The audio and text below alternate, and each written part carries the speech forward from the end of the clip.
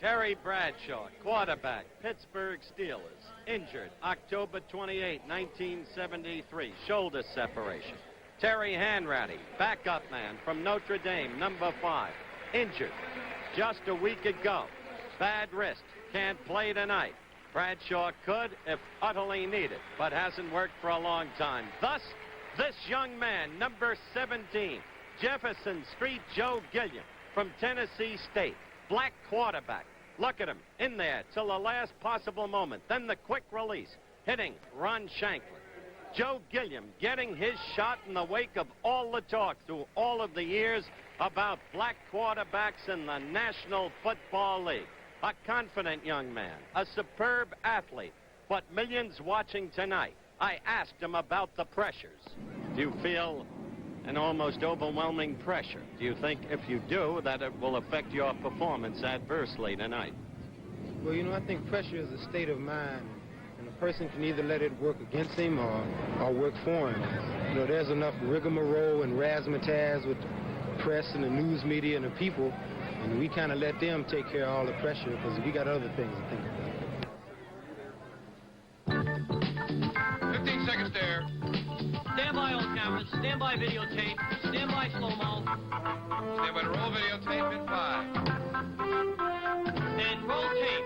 4, 3, 2, 1. Take tape.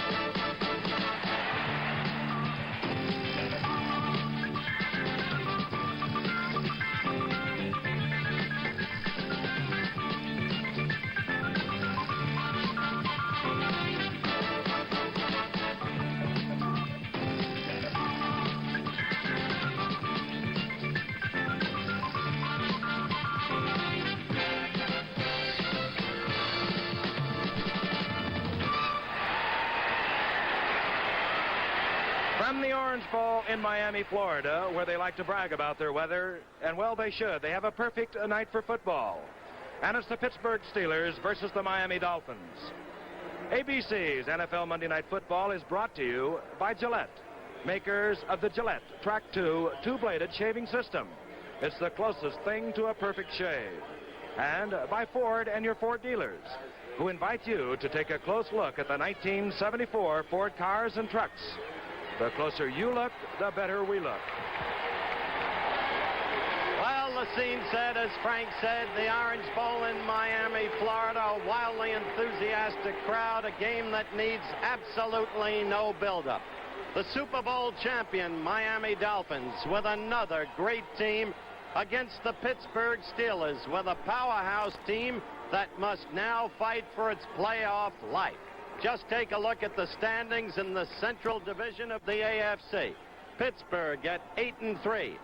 Over Cleveland at 7-3-2, and Cincinnati in the wake of its stunning upset of Minnesota at 8-4.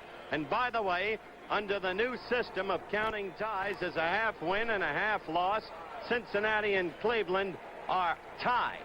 Thus, Pittsburgh, in order to avoid a three-way tie, must beat Miami tonight. But what a job. The Dolphins, even though they clinched in their division a few weeks ago, are a team of irrepressible pride and self-respect. Witness the way they beat Dallas on Thanksgiving Day, when Dallas desperately needed a victory and Miami didn't. Yet Miami held together because of the brilliant leadership most think of that man, Coach Don Shula, who's produced the extraordinary Miami record. But I think we should go back to the Steelers and to tell you about Jefferson Street Joe Gilliam, who figures so prominently tonight, and the rest of the Steelers. Who else but my colleague Dandy Don Meredith, now absent of mustache, and we're happy to see that. Oh, well, tell it like it is, Howard. Tell it like it is. Jefferson Street Joe. Where's number 17? That it can't be all bad. From Nashville, Tennessee, still on the plus side. Went to Pearl High School. That's all right, too. The thing I like about him is, as you said in that opening statement, you know, pressure is a state of mind, and he's got a good state of mind right now. He thinks he can do it, and I like folks that way. In Pittsburgh, they've been hollering defense for years, and they should. Greenwood, Green, Holmes, and White. That's the front four. Those guys are really good. They don't stop them running. Those folks in the back pick them off. They've picked off 28 interceptions this year, and that's why they're here tonight. It was my preseason pick for the AFC to be in that Super Bowl, as you say. Now, we're talking about the Super Bowl champions, and that's the Miami Dolphins, and who knows more about them? Well, maybe somebody does, but nobody in the booth than Frank Gifford. Frank, would you tell us about him? You look funny. I know. I am funny. The Miami Dolphins, Howard mentioned that they have a lot of pride. They beat Dallas Thanksgiving Day. It didn't matter. They had clinched their division already the week before. A lot of personal things going, too, for these Miami Dolphins. You'd like to see Mercury Morris get his second 1,000-yard year. Well, Larry Zonka would like to have his, too, and they're close. They can possibly do it. They can also tie an NFL record, a two-season record for wins, regular season wins, if they win tonight, tying the Oakland Raiders of 1967-68. Off the Dolphins versus the Steelers after this.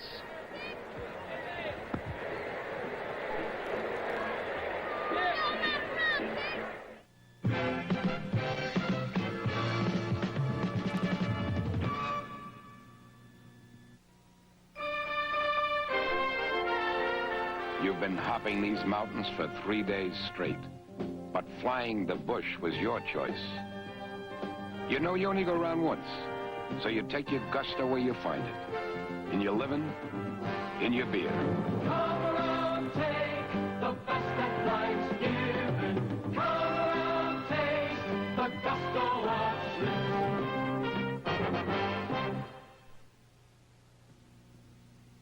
Injector shavers, the best shave of your life is just ahead.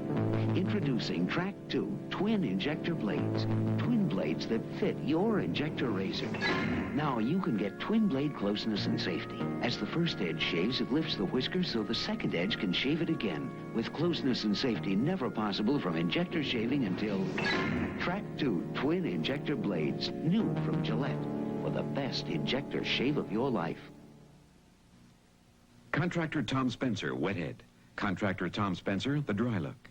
Chemist Wayne Schwartzman, Wethead. Chemist Wayne Schwartzman, the dry look. Importer Joe McDonald, Wethead. Importer Joe McDonald, the dry look. The dry look from Gillette. #1 aerosol hair control. Adjustable valve, sprays as light as you like. Find out how much better it can make you look. The difference will surprise you.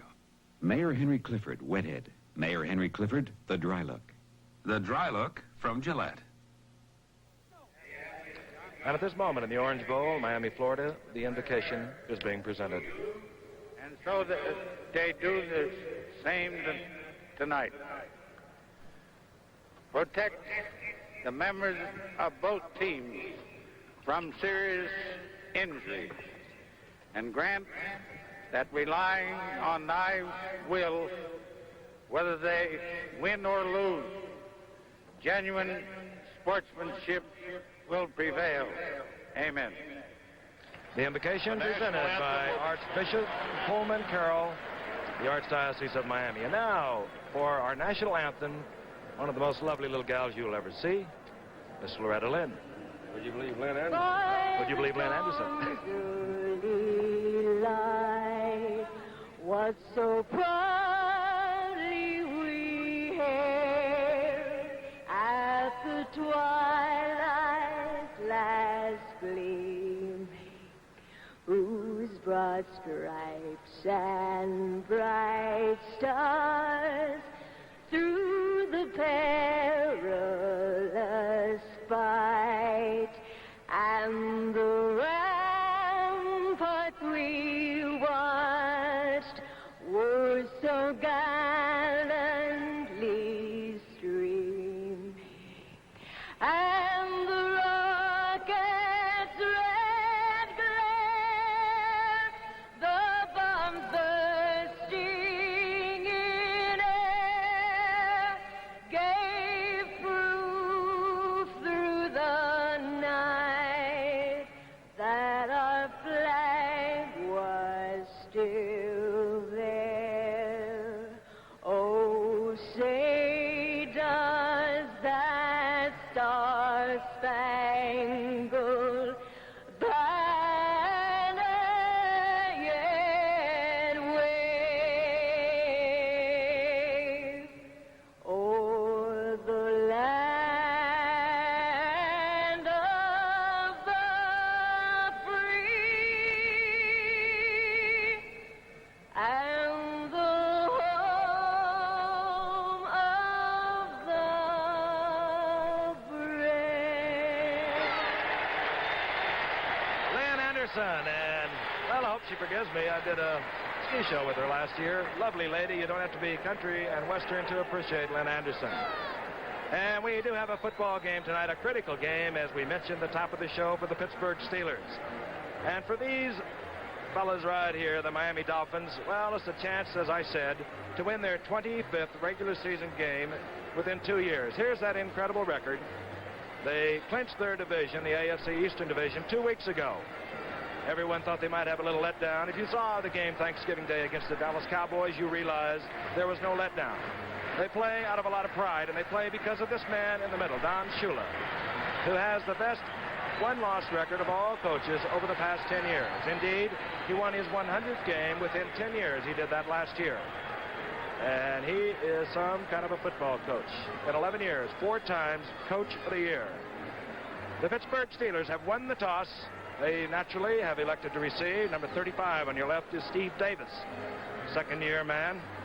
And Preston Pearson, the former Baltimore Colt that played so well in 1968 that he led the National Football League in kickoff returns. But Garo Yepremian gets things underway from the Orange Bowl in Miami. And the little man really puts the foot to it, in and out of the end zone. It'll be out to the 20, Pittsburgh with their first possession.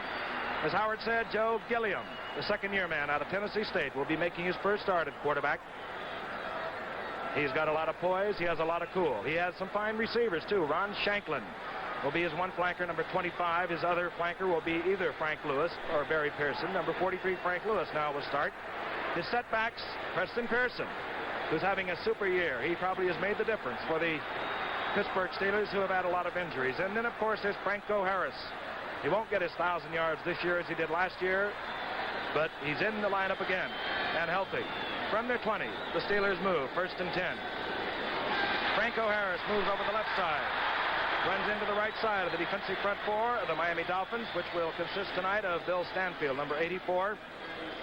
Number 72 is Bob Heinz. He's the right defensive tackle. Manny Fernandez, the left defensive tackle, 75. Vern Den Herder, the left defensive end. He's number 83. In the middle, Nick Bonacani in his 12th year. The outside linebackers, 59, Doug Swift, 57, Mike Cola, and the cornerbacks, 45, Curtis Johnson, 26, Lloyd Munford. Franco Harris got a couple. It'll be 2nd down and 8. The ball at the 22. The tight end, bottom of your screen, midway in, 89, John McMakin. Gilliam on his first pass. Throwing short to Ron Shanklin, number 25, up to the right flat. I think that play reflected, that pass reflected the understandable nervousness of Gilliam in the early going. The key thing, I think, Frank, and I think Danny will agree with me, as the game progresses to watch about Gilliam, is the way he hangs in there against the rush till the last possible second. Only then does the great quick release come as he spots his receiver. Most young quarterbacks, even with a good release, throw too soon. Gilliam doesn't.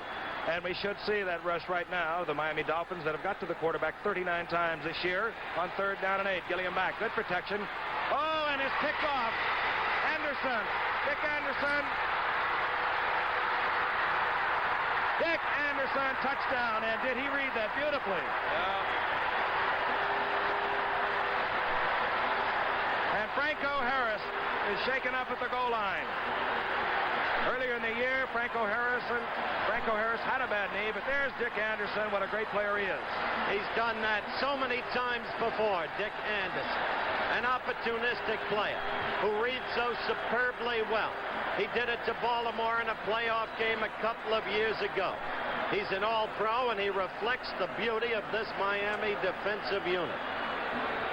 Makes all the difference in the world when you can deal from confidence, and that's what the Dolphins are dealing from. They read an pass play very obviously, and Anderson was sitting back hoping he was going to throw it to his man. He timed it just right, as both you guys have pointed out.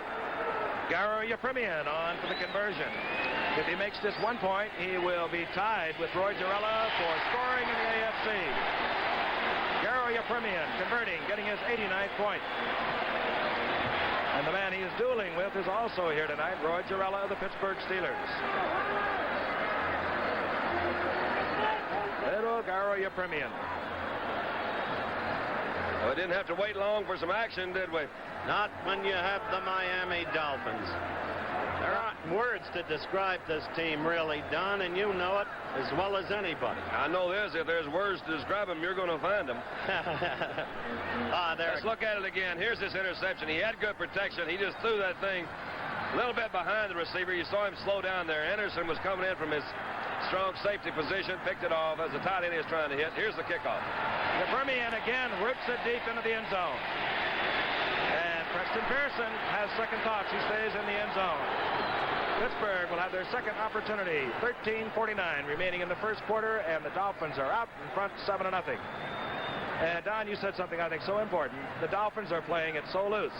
It makes all the difference in the world. Dick Anderson, well, they clinched the division. He could take that dive for it. Yeah, the first pass that Gilliam threw, Frank, was a square out. And from a quarterback standpoint, you really want that first one to be a completion, and especially in his position. So he tried to get it.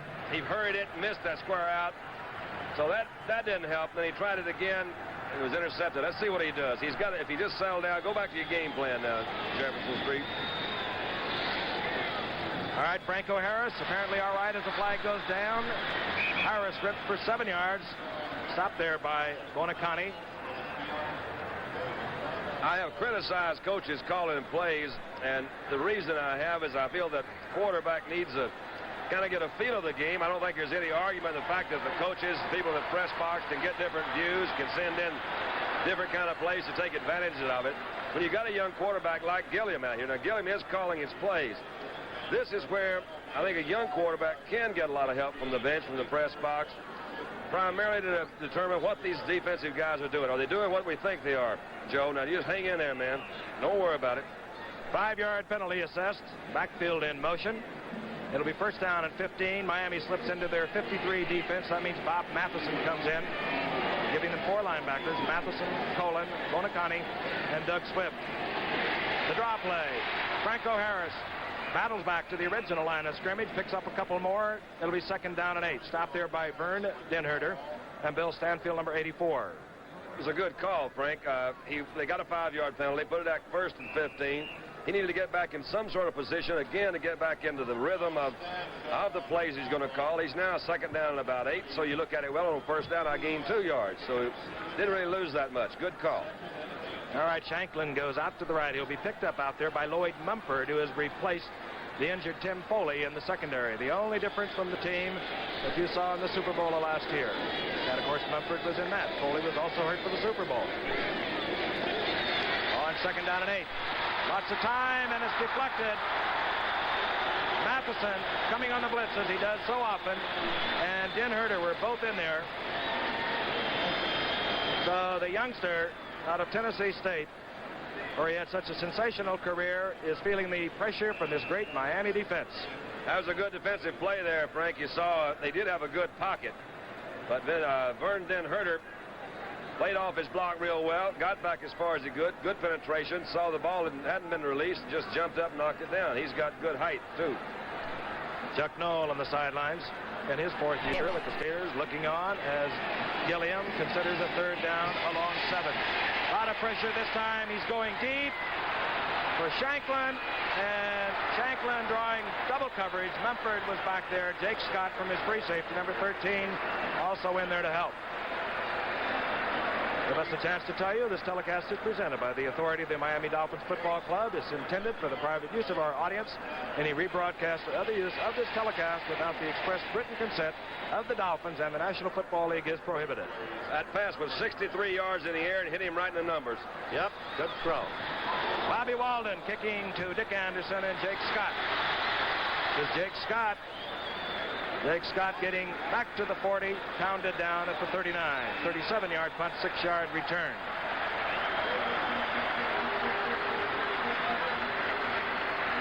So Miami has a 7-0 lead, 12:33 remaining in the first quarter. Move it. I'm Ira Parsegian. By getting a close-up look at the players in action, I really get to know them. Now I'm going to show you how to look close at a station wagon, the new Ford LTD Country Squire for 1974. The idea is to get your hands on it.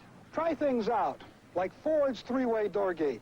It opens like a tailgate, opens like a door, with a window up. Or with the window down. Try out the spare tire extractor, and these steel-belted radials are standard. And look, you can get dual-facing rear seats, even a game table for the kids. And get behind the wheel to really feel its luxury and comfort. Ford Country Squire. It gives you the wagon features that make Ford the wagon master. See it at your Ford dealers. Ford. The closer you look, the better we look. Dick Anderson, who put the Miami Dolphins out in front, early going here, 23-yard interception. And he is a fine football player, what he's meant to this defensive secondary of the Dolphins.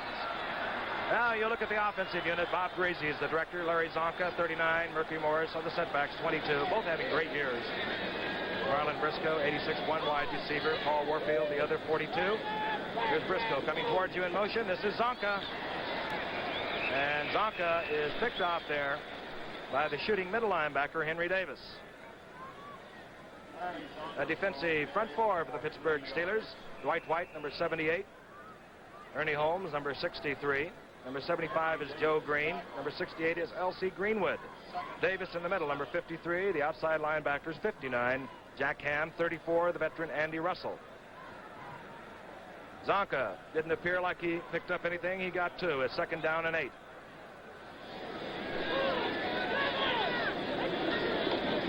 Murphy Morris.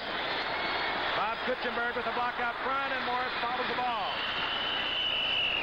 Well, that's something you don't see too often. Frankie had a nice gain. He was trying to switch arms with that ball and just dropped it. We've seen a lot of that this year. We've seen guys drop the ball when nobody was around them. Look at it again. Well, look here. He just stumbled, looked like, and the ball just popped out. I don't think anybody hit him. I think he stumbled on his own feet. And Ratty did that in the game against Washington that we had on Monday night. Emerson Boozer of the Jets did it in one game this year. I think it was against Buffalo. We've seen a lot of that this year. Very strange. Lost about a half a yard. It'll be 3rd down. Call it a long 8. Into the backfield now. Jim Kick, number 21. Kick, a fine receiver, replaces Zonka.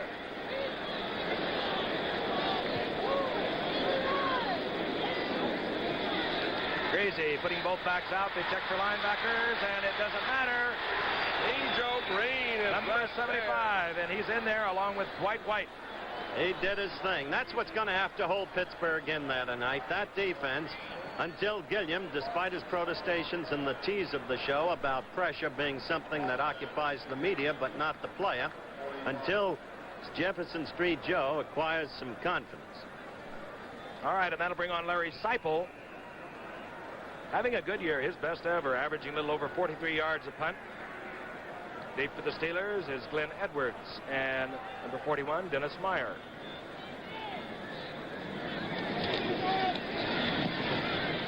Seipel with a good kick. This is Edwards. Oh, wow, and he was nailed. Yeah. Charlie Babb getting down there to make the stop. 50-yard kick, 5-yard return. This Saturday, ABC's Wide World of Sports, U.S. Grand Prix Motocross Motorcycle Championship from Carlsbad, California. International Figure Skating from Calgary, Canada. World Barrel Jumping Championship from Grosinger, New York. 5 Eastern and Pacific, 4 Central Time over most of these ABC stations. I've always thought barrel jumping was Dandy's best sport. Barrel jumping? From the 15, the Steelers will try and get things started. Gilliam handing off to Preston Pearson. Out in front, Davis. Pearson moves out to about the 14-yard line. Vern Den Herner moving over there along with Lloyd Mumford to make the stop. Preston Pearson has really kind of saved the Steelers this year. They've had injuries both to Johnny Fuqua, who is able to play. He cracked his collarbone 5 weeks ago, but Pearson stepped in. Franco Harris was hurt early in the year, and again it was Pearson having his best year ever. 452 yards coming into tonight. The ball is at the 17. It's 2nd down, 8 yards to go. 11:07 remaining in the first quarter. The Steelers trail 7-0. Franco Harris just getting back to the line of scrimmage. Getting in there quickly was number 83, Vern Den Herder. Old Manny Fernandez is in there too. Oh, Frank. boy. These guys are really playing well. There's the Zonk over there on the side, taking it kind of easy. Right now, this defensive unit of the Dolphins, look, they're really... Oh, they're too much, Don. Well, they're too much. They're keyed up. That defensive line is presumably undersized. Not the Miami offensive line, but the defensive line. Their quickness, their coordination, their working together is simply extraordinary. You saw 53. That means the Dolphins have their 53 defense in. Bob Matheson in. 3rd down and 8. Gilliam with time to throw. In and out of the hands of one Pittsburgh Steeler and picked off by Curtis Johnson. John McMakin takes Curtis Johnson out of bounds at the 31-yard line. Another big break for these Dolphins. That's another evidence of these Dolphins. I'm not sure, Frank, that I'd call it a break. On Thanksgiving Day, for instance, against the Cowboys, a ball went through a Dallas receiver's hands. Jake Scott was there to pick it off and set the Dolphins up for their first drive to a touchdown. They are where the ball is at. Their defensive secondary is extraordinary, and they're doing it without Tim Foley, number 25 from Purdue, who's a great hitter. His substitute, Mumford, can do the job. All right, the ball is placed at the 34. Zonka back in, number 39. Morris now the bottom of your screen in the wing-back position. And jumping offside was number 68, L.C. Greenwood. Let's take another look at that interception, and this is the 14th, 15th interception now for the Dolphins. Well, again, he had plenty of time. He really rifled that ball, possibly too hard even, to John McMakin, tight end. It went off of his hands, bounced up, and as Howard said something, the fact that being at the right place at the right time is one of the things the Miami defense has working for them, and they were sure there that time. You know what they're calling that against the Dolphins? Was that an offensive... or was it delay of the game? Was it offsides or delay of the game? The call was offsides against the Miami Dolphins. Yeah. Well, I didn't see that. We are told that Jim Mandich was offsides. That probably drew L.C. Greenwood off, who plays right in front of Mandich. In any event, it's 1st and 15. The ball at the 40 of the Pittsburgh Steelers. Morris, Bob Kuchenberg, 67 with a great block out in front of Morris. Andy Russell takes Morris out of bounds at the 18. But you saw one of the two great guards of this Dolphin unit, Bob Kuchenberg, number 67. The other, of course, Larry Little, 66.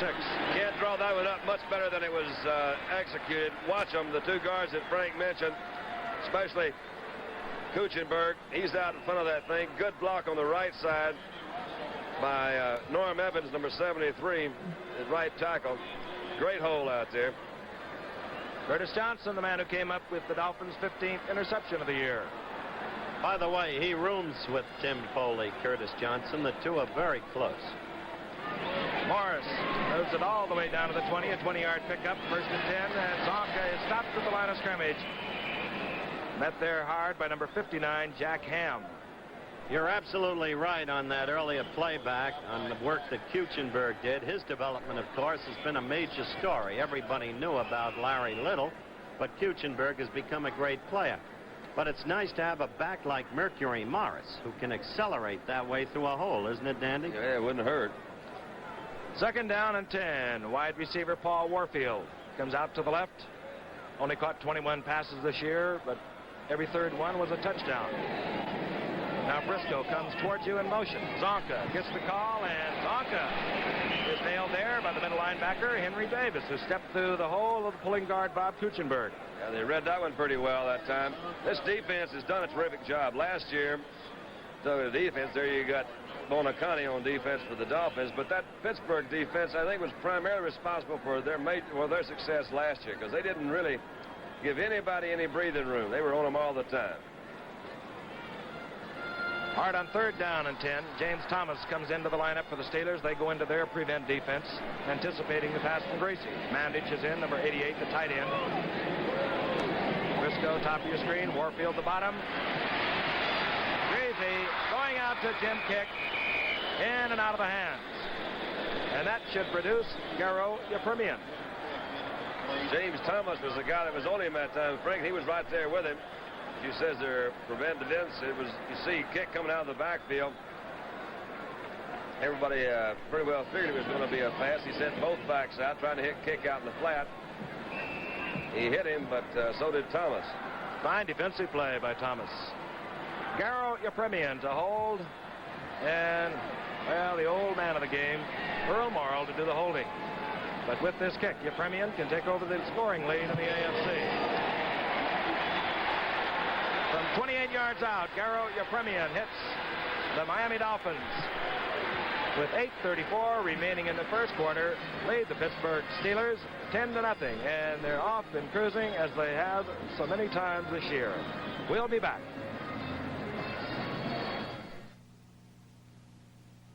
When you save your money at a savings and loan, your money does more than just grow.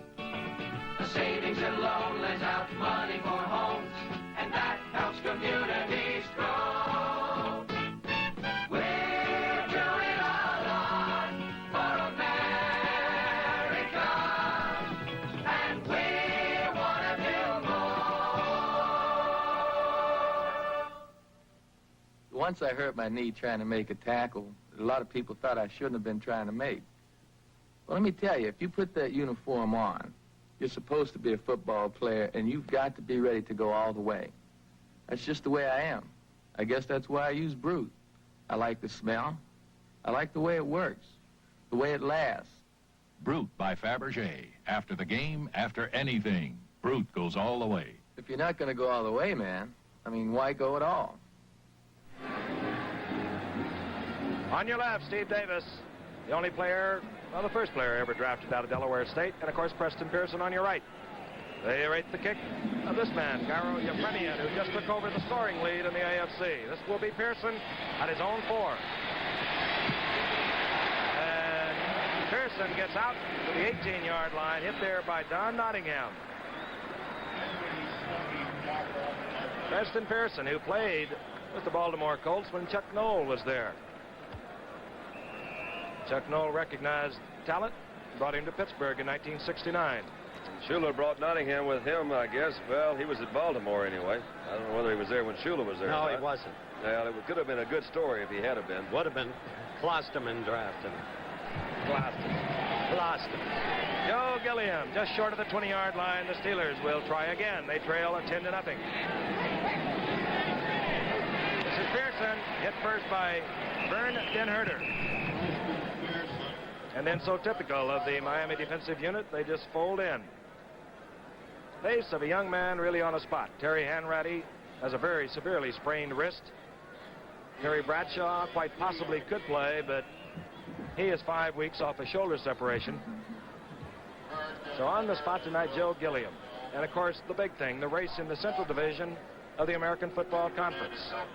The Steelers, could they win tonight, would have a full game lead over Cincinnati and Cleveland. If they don't, they drop into a 3-way tie. Second down along 6. The ball at the 23. Barry Pearson, top of your screen, Shank from the bottom. This is Pearson. Chris Van Dyke out in front. He's very close to the first down. Nick Bonacani moving over from his middle linebacker spot to make the stop. Going to be interesting to watch the Steelers on this series of downs and subsequent ones to see how they hold together in the face of the 2 quick interceptions, the 2 quick capitalizations by the Dolphins for their current 10-0 lead. If Noll doesn't panic and seek to put in Bradshaw, if he holds together, and I'm sure he will, I think this team will hold together. Give us a good football game. Half a yard short are the Steelers. Their 4th time they've had the football. They still have yet to make their first down. Up against the AFC's second leading defensive unit, and that defensive unit stopped Franco Harris. They are tough. They are too much. They are tough tonight in particular. Nick Bonacani. Oh, boy. All the years, all the adversities Bonacani suffered. Look at those Miami fans go crazy over that Miami defense, and well they might. Oh, what a job Don Shula has done. Bobby Walden. And a beautiful kick by Walden, moving Jake Scott all the way back to his 17-yard line. Scott turns the corner. They seem to be doing everything well tonight. They do it well every game, day or night. Let's face it, this is a great football team, period. 6:06 remaining in the first quarter. The Dolphins ahead 10-0. The Dolphin Trail in the dead of winter. On this road, you better ride the right kind of snow tire. One slip can leave you buried in a 10-foot snowbank, hours from help. We're driving the treacherous Dalton Trail on Sears steel-belted radial snow tires. Tires made to handle the steep climbs and slippery curves. And when you've got to stop, that's when you really appreciate this tire. The way it digs into deep snow, you can feel it work, feel the positive traction. It's the best performing snow tire we've ever offered. From the radial design and 2 tough steel belts to a unique multi-angled tread pattern with more than 2,000 gripping edges. For full tread width traction when winter's at its worst. The Sears steel-belted radial snow tire. Try it on your own Dalton Trail. Radial design, 2 steel belts, and a deep biting tread. The Sears steel-belted radial snow tire. Only at Sears. On the left, the Pittsburgh defensive unit. They're a good defensive unit, too. They're ranked 5th in the AFC, but they lead the whole deal in interceptions. They've had 28 over the year. We'll talk more about that later as the Dolphins now take over 1st and 10. They move now from their own 38. Fine punt return by Jake Scott. Zonka gets the call, tries the right side. No opening, finds his own. He gets about 7 out to the 43. Henry Davis there to make the stop, getting a little help from number 78, Dwight White. Funny thing about this Miami team, Don, even though they're unbeaten last year, created the great record, even though they've lost only 1 this year, there are still people outside of Miami who say other teams have better talent. How do they do it? We'll get to that later. You explain. Put me on the spot, but I'll try. 2nd down, a long 6, the ball at the 43.5-yard mark for the Dolphins. Breezy, inside handoff, Mercury Morris. He gets about 2. He moves over the 45 to the 46.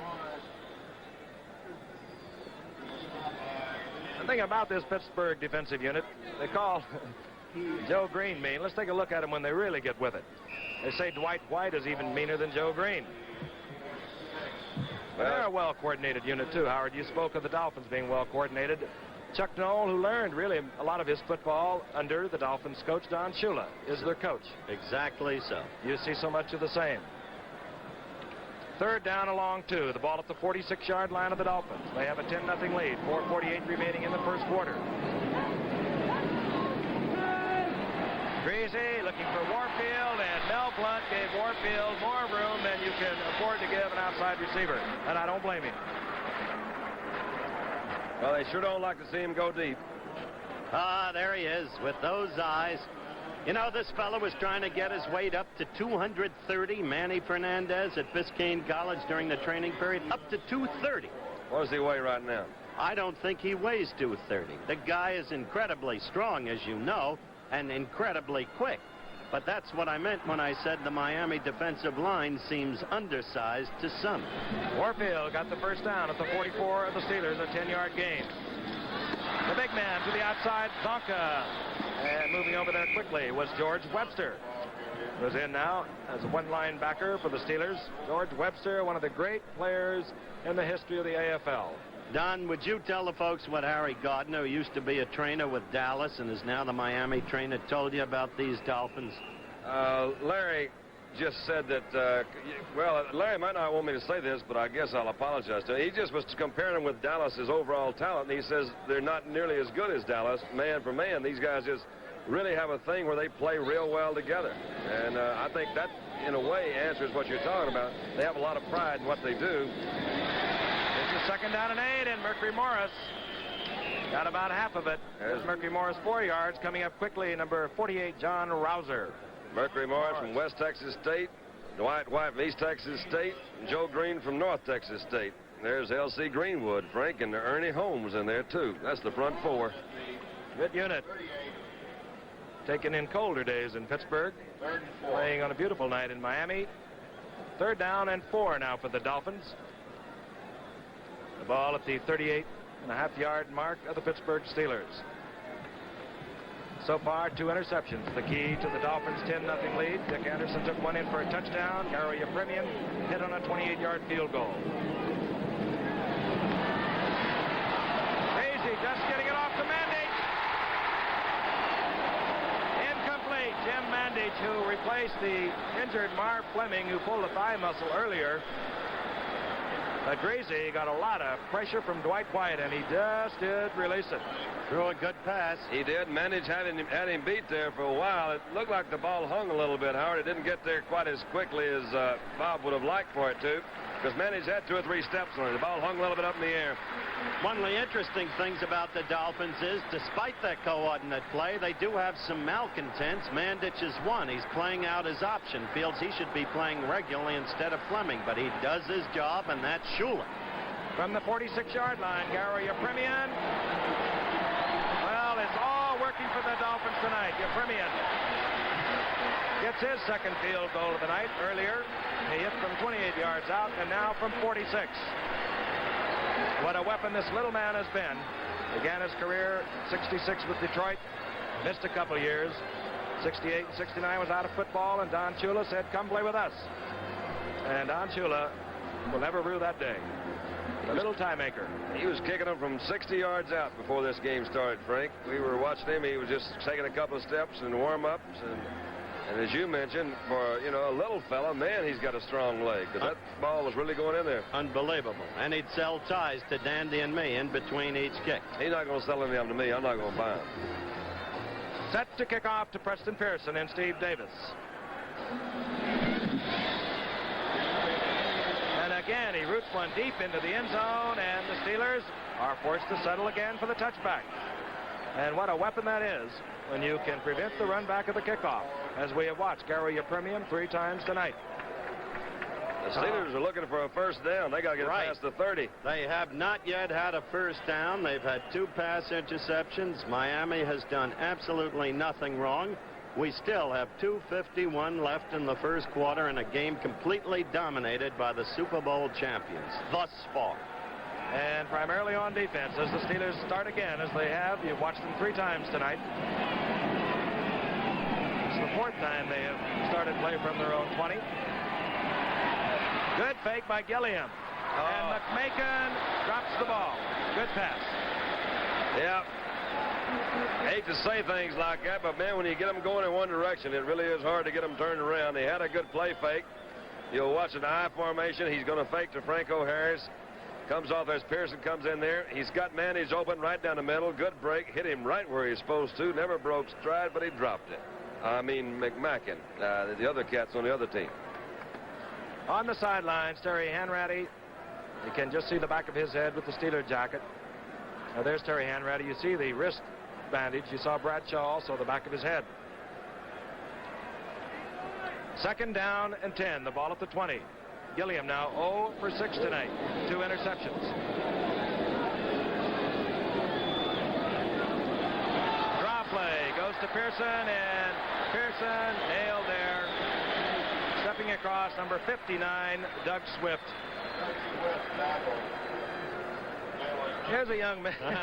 There he is with the bubble gum. He got his 1,000 last year. He'd like to have another one this year. He came into tonight's game in good shape with 828 yards. And has had a couple of spectacular runs this evening, as Mercury Morris. Carried it 4 times, gained 25 yards. But right now, the man in trouble, as he has been throughout the entire first quarter, this man, Joe Gilliam. 3rd down and 10. Unloads it, picks off Dick Anderson. Well, that could spell the difference. They may have to bring Bradshaw in now, but I think he's going all the way. Uh-oh. Anderson, who returned one earlier for a touchdown, returns this one 32 yards to the 2.5-yard line. There's a flag down, Frank. I don't know what it means. Flag is down. Probably against the Steelers. Where Anderson was running, I would have to suspect it would probably have to be a clipping call, but we'll wait and see. Well, they had a blitz of some sort, or somebody missed a block up the middle. It does appear to be a holding against Pittsburgh, and obviously they won't take it. Obviously.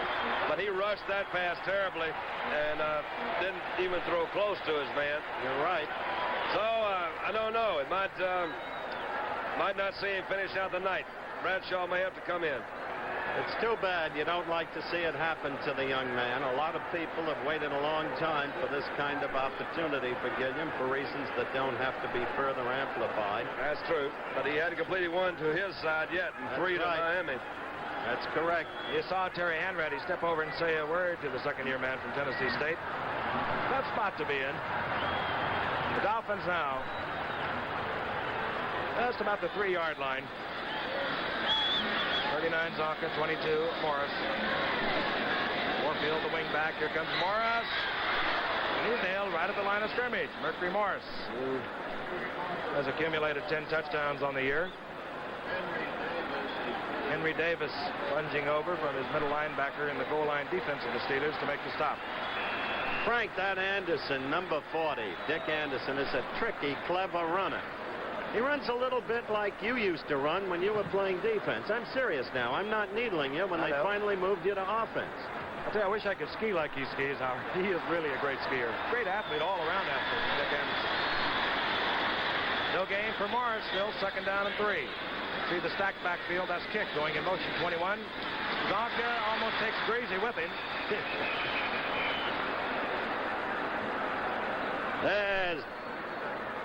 It's quite a family, as a matter of fact. His brother was an All-American at Colorado, as was Dick Anderson as a defensive player. Trouble with Dick Anderson is he confuses Dandy, who often mistakes him for your Premier. Don't tell Anderson that. Clock moving. 42 seconds.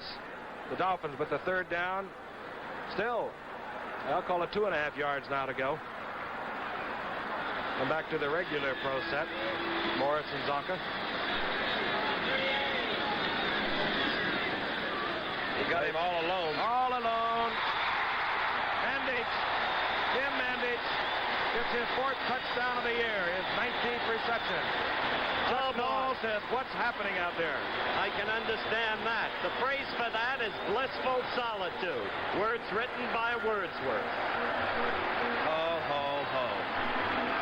And the white handkerchiefs are waved here at the jam-packed Orange Bowl in Miami. Wordsworth never saw a football game. No, but he saw Daffodil. Oh. That makes sense? Yes. Oh. I'll tell you what, he ain't much making sense for Pittsburgh tonight. They're in trouble.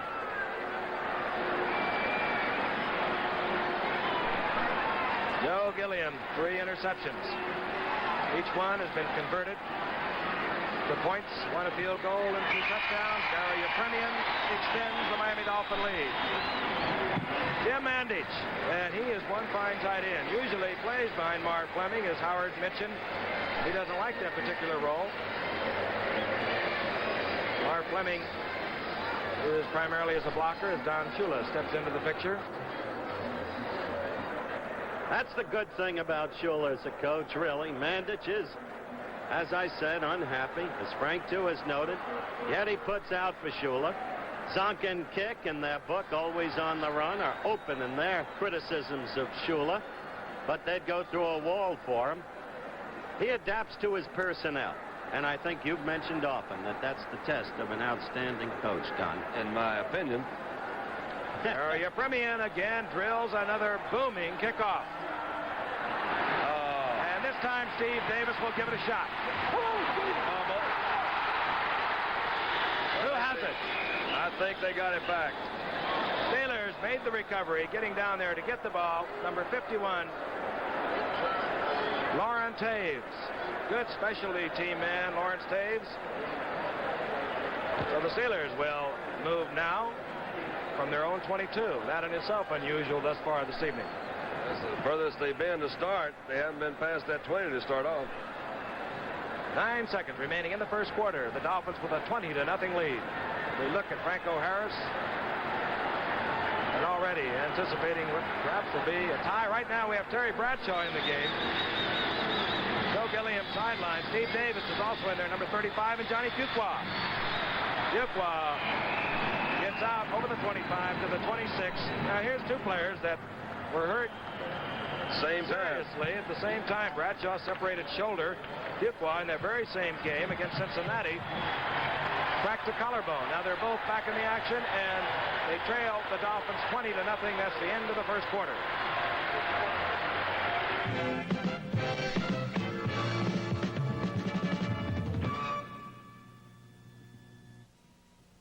Sometimes your future may be captured in a single moment, in the present. The sun is shining, things are growing, things are going well with you and me. A future plan together, rich for life together, things look bright as they can be. We're helping 40 million people, 40 million people who know the future is now. At Metropolitan Life, we help to plan your future because the future is now. So join the 40 million people, 40 million people. Metropolitan Life, where the future is now. Whether it's talking to a businessman's luncheon or rapping with kids in trouble, Norm Evans of the Miami Dolphins has one message: brotherhood through religion, the right way to life. That's Norm's way of helping. Wherever you are, there is someone who needs your help. Be a volunteer. Call your local Voluntary Action Center or write Volunteer, Washington, D.C. 20013. What we need, money can't buy. We need you.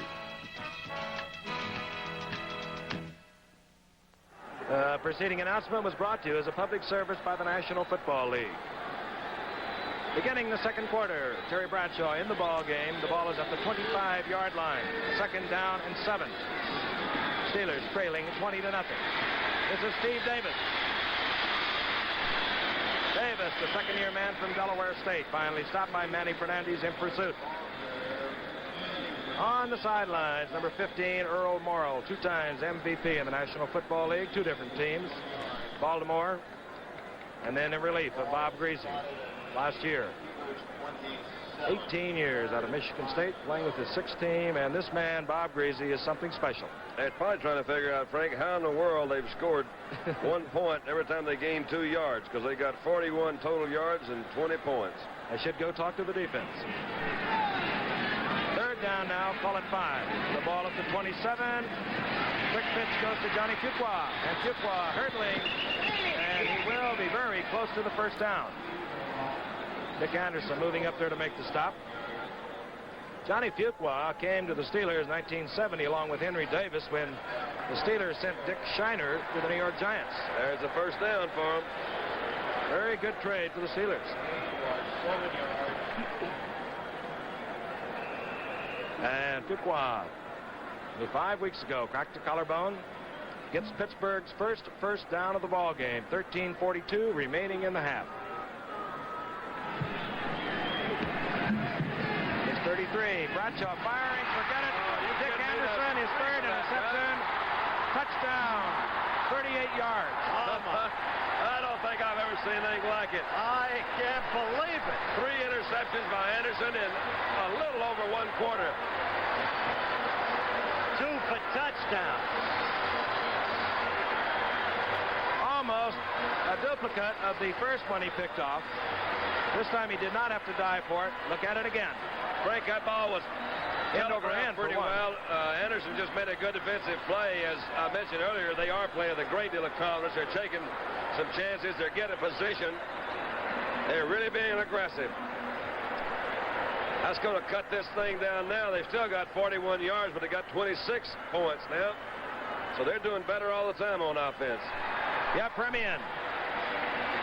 And the Dolphins extend their lead with 13:28 remaining in the half to 27-0. And we thought we were going to have a really great game. It is good. Just depends on how you look at it. Certainly great for the Miami Dolphins.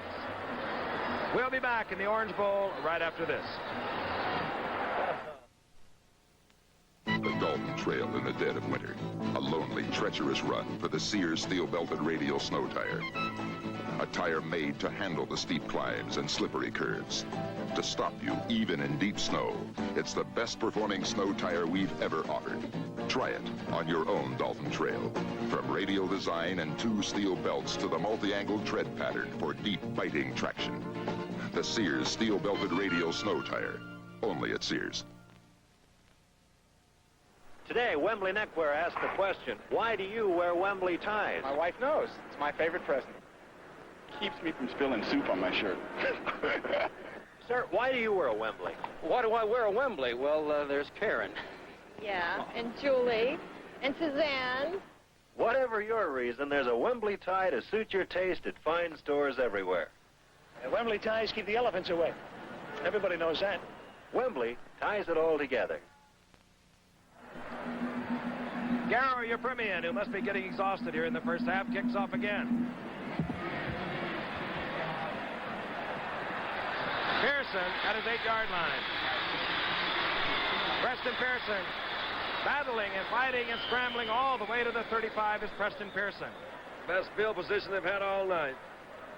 If you're wondering about Dick Anderson, well, he has just become the 10th man in history of pro football to intercept and return for touchdowns 2 passes. And he has 2.5 quarters, almost 3 quarters to go. I don't like to put it that way, but he still has it. They keep throwing those same patterns, he'll make it. Terry Bradshaw up to the line of scrimmage. He'll have a 1st and 10 from his own 35. Duquois, 33. Davis, 35 are the setbacks. Duquois pounding for about 2.5 yards over his right side. Boy, is this Miami team prepared. There's the story right there of this game. The 4 turnovers against none. But again, a tribute to Miami. A team that clinched a number of weeks ago.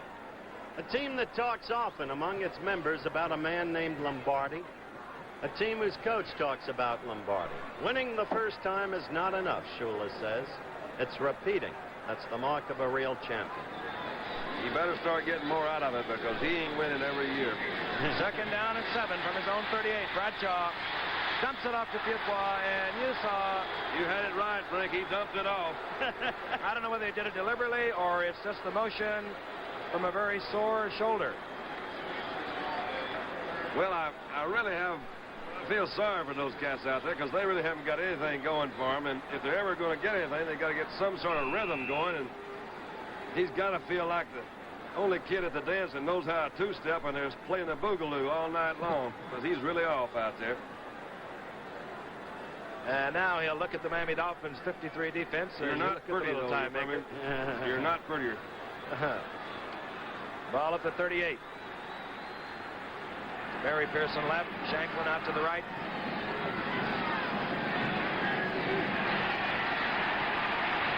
Duquois complete.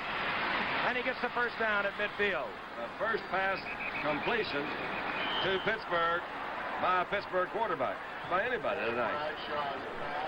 Larry Ball made the stop. Duquois with a 12-yard gain. Let's look at it again. Frank, they're trying to hit the outsides. You see those zones open up pretty good back in there. The Miami defense was dropping back. They expected a pass. Came off to the back. Duquois, as you mentioned, out of the backfield. Made a good reception. He was open, but then picked up some extra yardage. And if you're wondering where all of our slow motion is, well, we are having some technical problems. We apologize for that. Hopefully, we'll get them operational again. Nobody's perfect. All right. From the 49, the Steelers, the 3rd deepest penetration. Here comes Davis. And Davis goes down. Great pursuit there. Number 85, Nick Buoniconti. I thought it was 84, Frank. I could be. I don't know who it was. But that was Stanfield then. Whoever it was. What I was going to say is that was one situation where they looked like they had a hole opened up. But there was one guy, and I thought it was Stanfield, that did make an exceptional play, come from a little bit behind and pull that thing down. It could have been a pretty good game for him. This program is being brought to you as a special exclusive of ABC Sports. Right now, let's pause 5 seconds. Allow our local stations to identify themselves.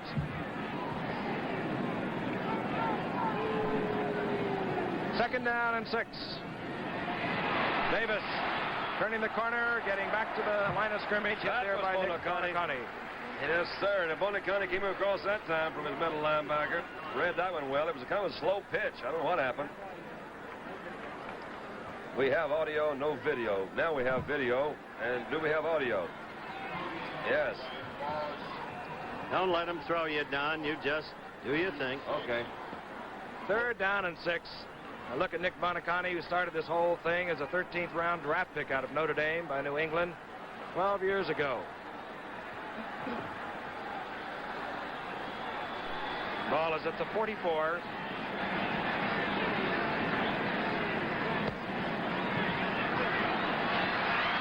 And Miami jumping into their blitz. Manny Fernandez, I believe, jumping offside. You saw number 59.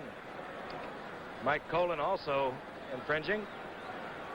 I think we told the story about Bonicani on a prior Miami game, but maybe not, Don. Even so, it's worth repeating. Howard's then coach at Notre Dame, Joe Kuharich, told him he couldn't recommend him for the National Football League. He was too small. He said, Nick, you could put a hole through a brick wall, but it would be a small hole. I didn't ever heard that story before. I could have, though. I don't listen to a lot of your stories.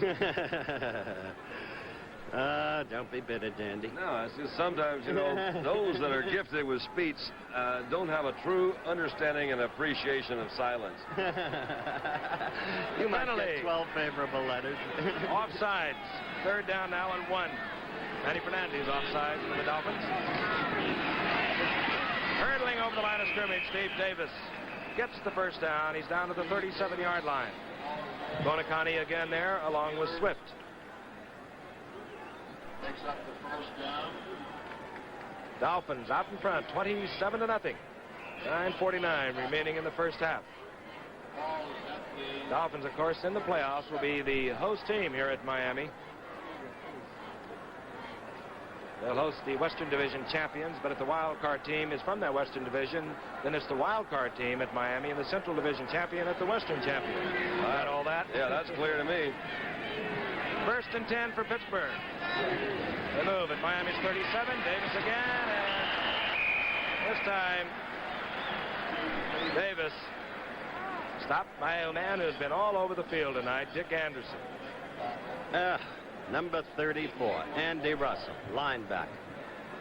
Through all of the years, always considered an all-pro, and one of the great people in the league, Frank. One of the men who's so concerned with community action. Indeed he is, and he has a slight muscle pull, and we don't know whether we'll see any more of Andy this evening. All right, it's 2nd down and 9. Ball at the 36. Terry Bradshaw has replaced Gilliam at quarterback. Play fake, looking for a screen, and the Dolphins read it beautifully. Shanklin takes a yard out of it. But again, that Dolphin defense right over there, number 59, Doug Swift, moving out from his linebacking spot. Vern Denherter cutting off the inside move of Shanklin. Well, they wasn't too smooth. All right, we'll see the prevent defense. Now number 51, Larry Ball, comes into the game for the Dolphins. Out comes Bob Hines. The 4 linebacker setup. They call it a 53 defense. They call it that because Bob Matheson usually plays that spot that Larry Ball is in at the moment, and he wears 53. 3rd down and 8. The ball just short of the 35 of the Dolphins. Bradshaw, and he gets popped as he unloads out of the flat for Steve Davis. Short, incomplete. And I have to almost think that it was a Manny Fernandez who led up just a little bit on Terry. Don, it looked like to me he could have really unloaded on him. Yeah, it could have. He did. It either, the ball was way underthrown. He got a good pressure back there. They're at least going to have an attempt to put something on the board this time. Let's see what Roy can do. Roy Girella. Longest of the year, has been from 47 yards out. He's kicking now from 43. And that's how it goes when it goes bad. Off to the right, no good. Roy Girella, who came into tonight's game leading the AFC scoring with 89 points, he saw that disappear as Garo Yepremian tied that after Anderson's first touchdown. 8:19 remaining in the 1st half. We'll be back after this. The gifts that won't stay under your tree. Polaroid Square Shooter 2, strictly color, $24.95. Polaroid's color pack camera. Big pictures in color or black and white. $39.95. One of Polaroid's folding 400s. The camera made for the famous focused flash. They all give you Christmas pictures on Christmas Day. Is there any other way to take pictures? Sooner or later, you're going to get some white owls. And when you do, we gotcha. Maybe we'll get... Roy Jarrella gets another shot from the 38. An illegal procedure called against Miami. And he made it this time, and the reason that call came late is because Miami had 12 men on the field. It's not a bad trick if you can get away with it. But it was picked up late, so Jarrella got another chance. He hit from the 38. The Steelers are on the scoreboard.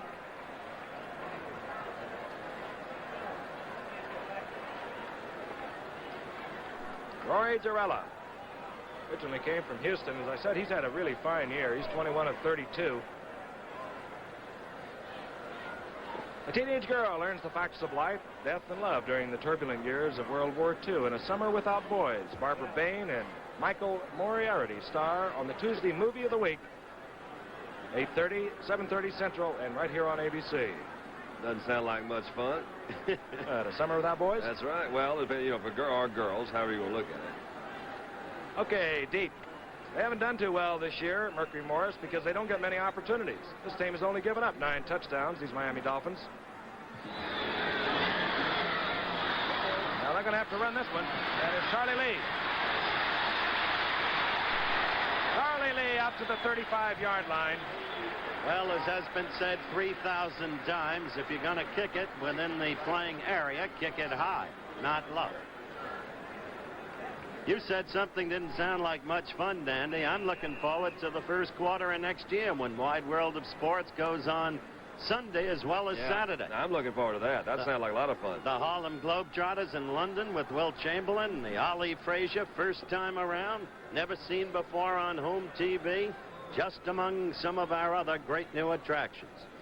And here's a little attraction here, a little spectacular, if you will, the Dolphins offense. Look at that man go to the outside. Mercury Morris. Oh, man. What a move. Across midfield. He's at the 48 of the Steelers, a 16-yard pickup. Not too bad. Had a couple of good ones there. One back in the backfield right after he got the ball, then bounced to the outside. Goodness. Had John Rouser coming in. Here it comes. Look, there goes Rouser inside. That's just sheer speed going out there. Webster, number 90, was the first one to get to him. Not designed to encourage Jim Kick. No, not on that play. All right, from their 48 now. Webster, of course, has replaced the injured Andy Russell for the Steelers. Greasy wants to go deep. He wants to go to Warfield. Oh, and getting back there was Mel Blount, but still, Warfield had a chance. Looked like a TD, wasn't. For those of you who are seeing this very great team tonight, you might be advised that a new man may be joining. I'm not saying will be joining, may be joining the Dolphins next year, but you all remember it. Joe Theismann, All-American quarterback from Notre Dame, who elected to go to the Canadian Football League, is in town right here. I went back to the Notre Dame-Miami game with him Saturday night, and I know the Dolphins are negotiating with him. It's second down and 10. Indeed he is, Howard. He's right below our booth. And he has made no qualms about it. He wants to play here. Oh, and look at Zonka barrel up the middle, and he still won't go down. Down to the 27. Oh, me. Oh, me. They don't have much of a team, do they? Is that Blunt and Wagner that he hit at the same time? Let's look at this again. This is straight up the middle. Good blocking. Goodness, that was Glenn Edwards that came over there. Good double team there, Don. He just Kutzenberg and Langer. He just made 1,000 yards. They're going crazy here. Did you see that statistic? 14:35. Time of possession for the Steelers, just about 7 minutes. They're giving Zonk the ball for about 1,000. He's over 5,000 yards for his career. He's not at 1,000 this year. Yeah, well, it is something like that. Oh, boy, what a football player. But I'll tell you, as you watch this crowd go berserk with those white handkerchiefs, And what a support they are for these Dolphins. It's not easy for the opposition to play here.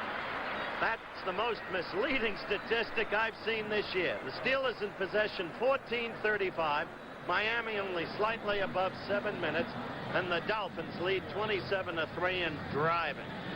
On the 28th, Zonka approaching 900 yards for the year now. 31 yards on tonight. But again, as he carries the ball, you're looking at a man who joined 18 other players as are the only people in the NFL's history who have gone over 5,000 yards. And you have to say he earns it the hard way. He doesn't get a lot of freewheeling as this big man. But he really punishes defensive backs. He weighs about 235, 237. He's something. Hey, what an interlude. We'll get to in a moment. One of the great people in sports in this country, in our time or any time, has just joined us in the booth. Jack Nicklaus. Second down and 8. This is Morris. Morris moving inside the 25 to the 27. Must be just a night for greatness. Jack just had his second $300,000 year, and Jack, I'm glad you come up and see poppers like us. Yeah. Congratulations on your win, by the way. Thank you. These guys are not doing bad down here, are they, tonight? You Miami boys, huh? Oh, are they playing? They are. I wonder when the offense is going to get the ball again. We have to see some statistics here. The offense is moving right now pretty well, though. Of course, Frank alluded to Jack's victory last week in the Walt Disney Golf Tournament in Orlando. Third down and 5. Ball on the 23. Joe Green got back on sides. Completes a Jim kick. Webster takes kick out of bounds at the 13-yard line. That'll be a first down. That's one of the things they do well with kick. Oh. Let's show Jack on camera here, gang, since suddenly they're on us. They're coming to us from, I guess, the ground level camera. Right over there, Jack. Let them see this genuine article. Hi, Mom. Hi, Mom. What's up, Mom? Hello. Yeah, right. Good to see you, Jack. Well, I called Lynn Anderson, Loretta Lynn. I would never call you Arnold Palmer, though, Jack. No, that's good. Great to see you. I have never seen Miami better, Jack. They look super hard. I don't know. Anderson's something else, isn't he? Right now, they lead 27-3. They have a 1st and 10. They're on the 13-yard line of the Steelers. And here comes Jim Kick. Jim Kick, who has been alternating really this year with Mercury Morris, comes in mostly on passing situations. And he's not too happy about that either. Frank, Jack's got to run. He says he'll give you 2 aside tomorrow if you'll lay over an extra day. I can hardly wait to tee it up. So long, Jack. Kick coming to the sidelines. Morris back in. 2nd down now. Call it a long 5. The ball inside the 10 at the 8.5. Long night for Chuck Noll. This team is a good football team, these Pittsburgh Steelers. They just ran into a buzzsaw here tonight with a lot of injured players. This is Morris. And Morris has nowhere to go. Coming up there quickly to make the stop, number 48, John Rouser. Rouser was fooled by that little sidestep a while ago, and he was zeroing in on him that time. Had Mercury try a couple others, and he just fell down of his own motion, I think. Don Shula, for 7 years, the head coach of the Baltimore Colts. He took them to the Super Bowl. He dropped that one to the Jets. He lost to Dallas with his first Miami team. And then, of course, last year won it all. Won everything. 17 straight. Beating Washington 14-7. Yeah, he got a lot of criticism when he lost. And I never did really understand that. You know, if supposedly the best team in the world beats you, how can you be really that bad? Okay, it's 3rd down and 9 with that loss by Morris.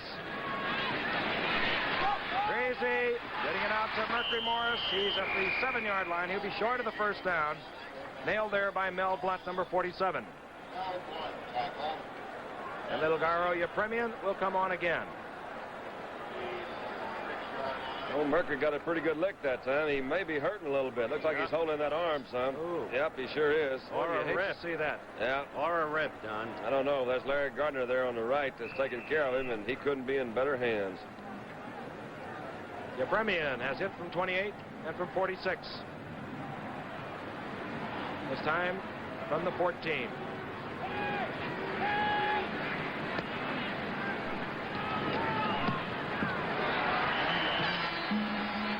Gary Yepremian, 3 field goals on the night, hitting from the 14.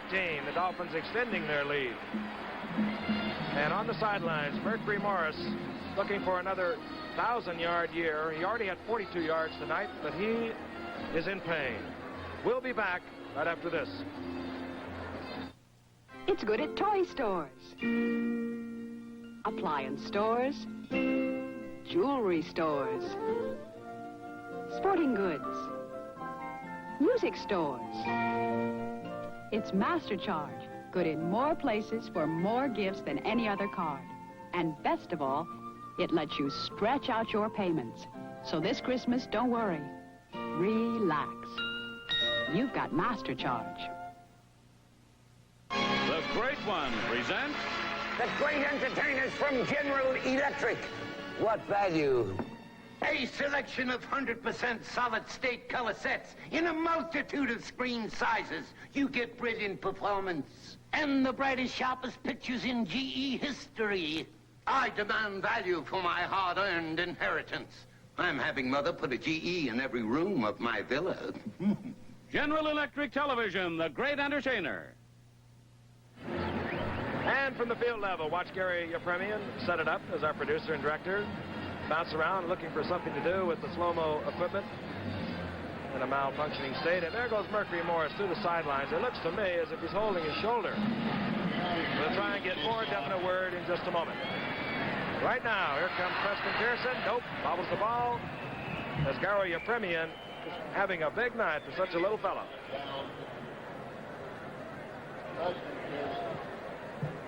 .254 remaining in the first half. Dolphins now extending their lead 30-3 over the Steelers. The Steelers next week will go back and they will go against Houston. And if they lose this game, which all indications would mean that they will, and they're going to fall into a tie with Cleveland and Cincinnati in the AFC Central Division. Bradshaw at the helm. Down goes Bradshaw at the 14. Bob Hines was in there. Number 75 was in there. Manny Fernandez. 6-yard loss. I'll help you out. Well, let's see what happened. He's taking a little time, but he got some pretty good pressure from that outside on the right side, Frank. I don't think he really had a chance to get that one off. Things really do have a way of going bad, man, when you get them started. Terry's coming in. He had, of course, it was 5 weeks ago when he had his injury, so this is the first live action he's had in 5 weeks, so I'm sure he's, to say the least, a little bit rusty. And he looks now over a second down and 16, the ball at the 14, and no one plays this defense better than the Miami Dolphins. There comes Bill Stanfield, and he really nails Bradshaw.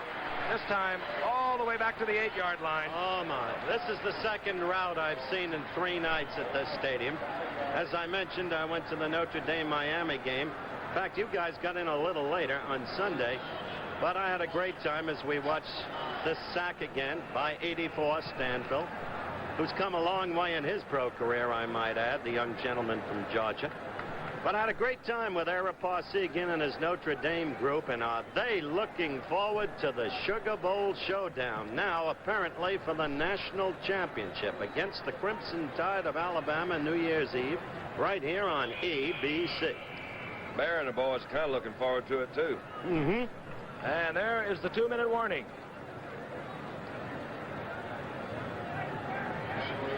Paul Warfield looks on from the sideline. Things well in hand. We'll be back in a moment. Excuse me, but you're going to need this. Gillette's new Max for Men.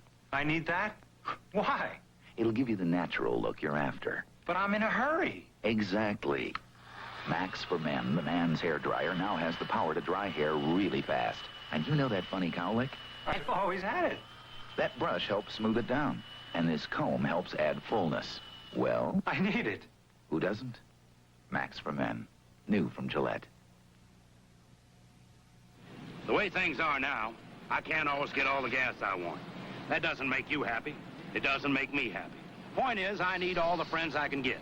So when you come in, I'll give you tips on how to get better gas mileage. do what I can to keep your car running good, too. That way, neither one of us will use as much gas. Maybe if I treat you like a friend now, you'll remember who was good to you. So come on in. I can be very friendly.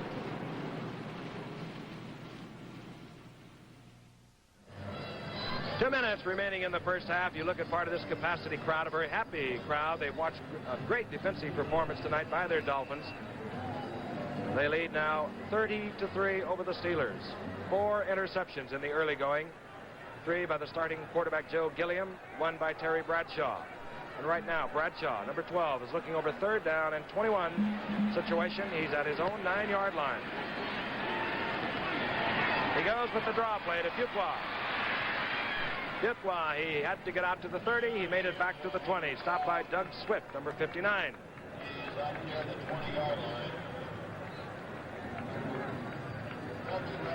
Johnny Fuqua came into pro football, 11th round pick out of Morgan State. Let's look at him again. He's playing hurt also, Don. Yeah, he is. That one was almost stopped in the backfield. They picked up a little yardage, but they had him back in the hole. You'd kind of expect a draw play in a situation like that. Bobby Walden, and we're going to have this brought back, running into the kicker, as Jake Scott calls for the clear catch down at the 38. But Larry Ball, taking a flying shot at the kick of Bobby Walden, ran into Bobby Walden instead. That will give the Steelers a first down and an additional 5 yards. We've just received word that Mercury Morris, who left the field, we saw him a few moments ago, walking, holding his shoulder, and he has injured his shoulder. We do not know as yet how serious he was injured. Hope he hasn't had a separation. Of course, that's what happened as you look at Don Shula to Tim Foley in that Dallas game Thanksgiving Day. You may remember, Don, Calvin Hill carrying the ball. Foley went into him. Calvin gave him a terrific shot, and down went Tim with the shoulder separation. I didn't see that game. Should have. Not necessarily. First and 10, the Steelers. Now they move from their own 25. They have equaled Miami's production of first downs with 4, but not interceptions. Bradshaw bouncing around and finally nailed Bob Matheson, number 53, in there to make the stop. Matheson, who has meant so much to this Miami Dolphin defense since coming from Cleveland a couple of years ago. They named the defense after Matheson. Well, I don't know what's going on, Frank. It looked like they tried some sort of a blitz. It was picked up pretty well. As a one kind of move, he tried it again and it didn't work. Matheson went to school on the first move and caught him in midair. Went to school, eh? Went to school. Mm-hmm.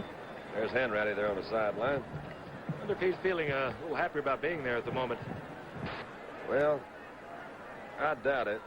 No, he's really had a tough time. He had a good year going. Hurt his ribs, then hurt his wrist last week. Miami eager again. They've got to the Steelers quarterback 3 times already tonight. There's 17 yards of losses. Everybody wants to get into the act when it's going well. 56 seconds remaining in the first half. 1 week from this Saturday on ABC's Wide World of Sports, live NCAA college basketball. Defending champions UCLA will meet North Carolina State in what may prove to be the game of the year. That's 5 o'clock Eastern, 4 Central, and 2 Pacific, a week from Saturday over most of these ABC stations. The 2 teams ranked 1 and 2 in the country, UCLA and Wolfpack of North Carolina State. On second down and 11, Terry Bradshaw looking for the screen. Gets it out to Johnny Fuqua. Fuqua does a little tightrope walk down the sidelines, gets out to about the 28-yard line. Howard's mentioned ABC's Wide World of Sports will be twice weekly, starting in January. You mentioned a couple of them, Howard, but we got the World Professional Figure Skating Championships, World Skiing Championships, and how about that auto racing thing? The World Series of Auto Racing, the International Race of Champions, top stock car and sports car drivers. We got a lot of great stuff coming up right Pro here skiing, yeah, pro skiing, pro track. Third down and 9, the ball at the 26-yard line. The Steelers trying to get back into this football game, and it'll be a rough row. Frank Lewis is in now as one wide receivers. Bradshaw is going to have to run again. And he unloads it. I think he got it. Preston, now Ron Shanklin. That he did. Bradshaw scrambling out of the pocket. Hit Ron Shanklin for a 13-yard gain as you look at the clock, and it'll be a first down for Pittsburgh. 35 seconds left, Frank. I'd say that what they really are going to try to do is just get in the field goal range. Miami's going to give them, I think, that. They're going to play back and try to protect against the touchdown. So if Bradshaw will call some patterns, it'll be turn-ins across the middle, get maximum blocking, he might be able to get that thing at least in field goal range. Frank Lewis is back into the game.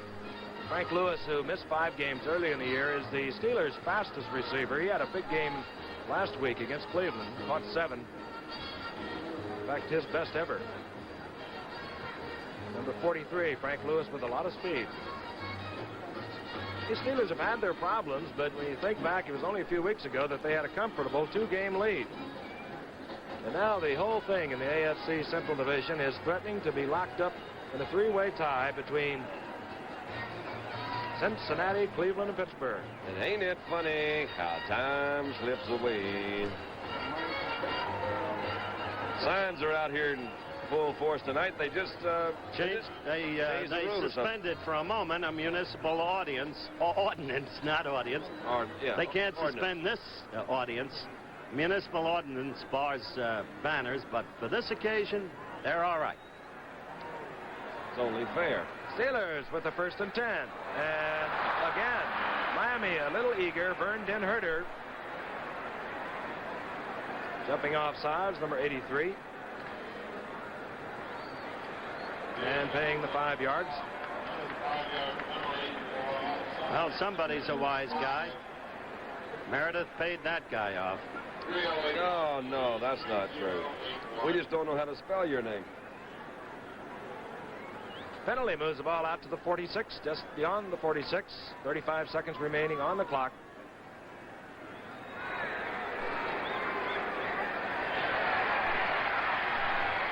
Bradshaw in and out of the hands. There it is, 4 and 1. I don't believe it.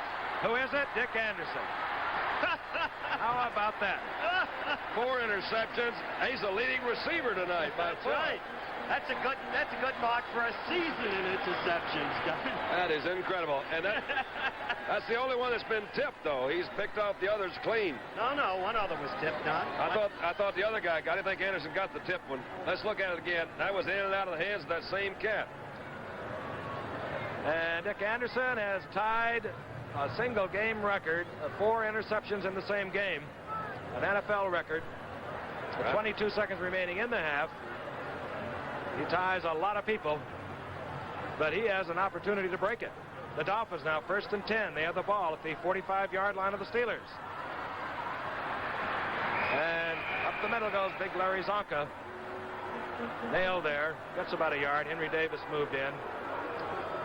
Halftime approaches, forgive me, and we've got all of those big upsets of yesterday. Cincinnati against Minnesota. Buffalo against Atlanta. Buffalo with O.J. The near defeat of the Redskins by the suddenly awakened Giants. Gift like that. He smiled. I like that. Howard, there are a bunch of, as I said, 12 players have intercepted 4 passes in a single game. How about run some names by you? You know who did one? Sammy Baugh. You believe that? Don Dahl did it. Bob Nussbaumer, Russ Kraft, Bob Dylan, Jack Butler. Jerry Norton did it. Dave Baker, Bobby Ply, Bobby Hunt, Willie Brown. Jack Butler played with these Pittsburgh Steelers, a lad from St. Bonaventure. Very great player, played in the late 50s with the Steelers. How about Bobby Dillon, Green Bay? Not too bad. How about Jerry Norton from SMU? I knew you'd get to that. Well, I just thought I'd mention it. Good old Texarkana boy, right down the road from Mount Vernon. Dick Anderson. Toronto loves Howard, Giff, and Dandy Don. Mary Donna loves Dandy Don. Mary Donna's out in San Francisco, and she's watching tonight. 13-year-old and Chet 40 and Omar both took shots at her last week. I got to do something with Omar and 40. 2nd down and 9. Greasy stepping out of the pocket. Dumps it off. Complete. Goes to Jim Mandich. And Mandich down the sideline. He gets out of bounds with the clock showing 3 seconds remaining. They're at the 26-yard line. 19-yard pickup. Okay, out comes Garrow. Field goal attempt. This team is a positive machine. A mechanized group, which is appropriate, Don, as we look at Greasy again out of the pocket, hitting Jim. It was a good move by Greasy. He was going downfield, I think, trying to look for Warfield. He got a little pressure up the middle, moved out the outside, hit Mandage. I haven't had time to tell you fellas yet, and I'm probably not going to have time now, but we were on it today here in Miami by the Mechanized Infantry 4th Division of Fort Carson. High snap. And this time, Yepremian does not hit, but the little man has picked up 12 points already tonight, taken over the lead and scoring from his counterpart, the Pittsburgh Steelers, Roy Girella. And that's the end of the first half. We'll be back in Miami's Orange Bowl right after this.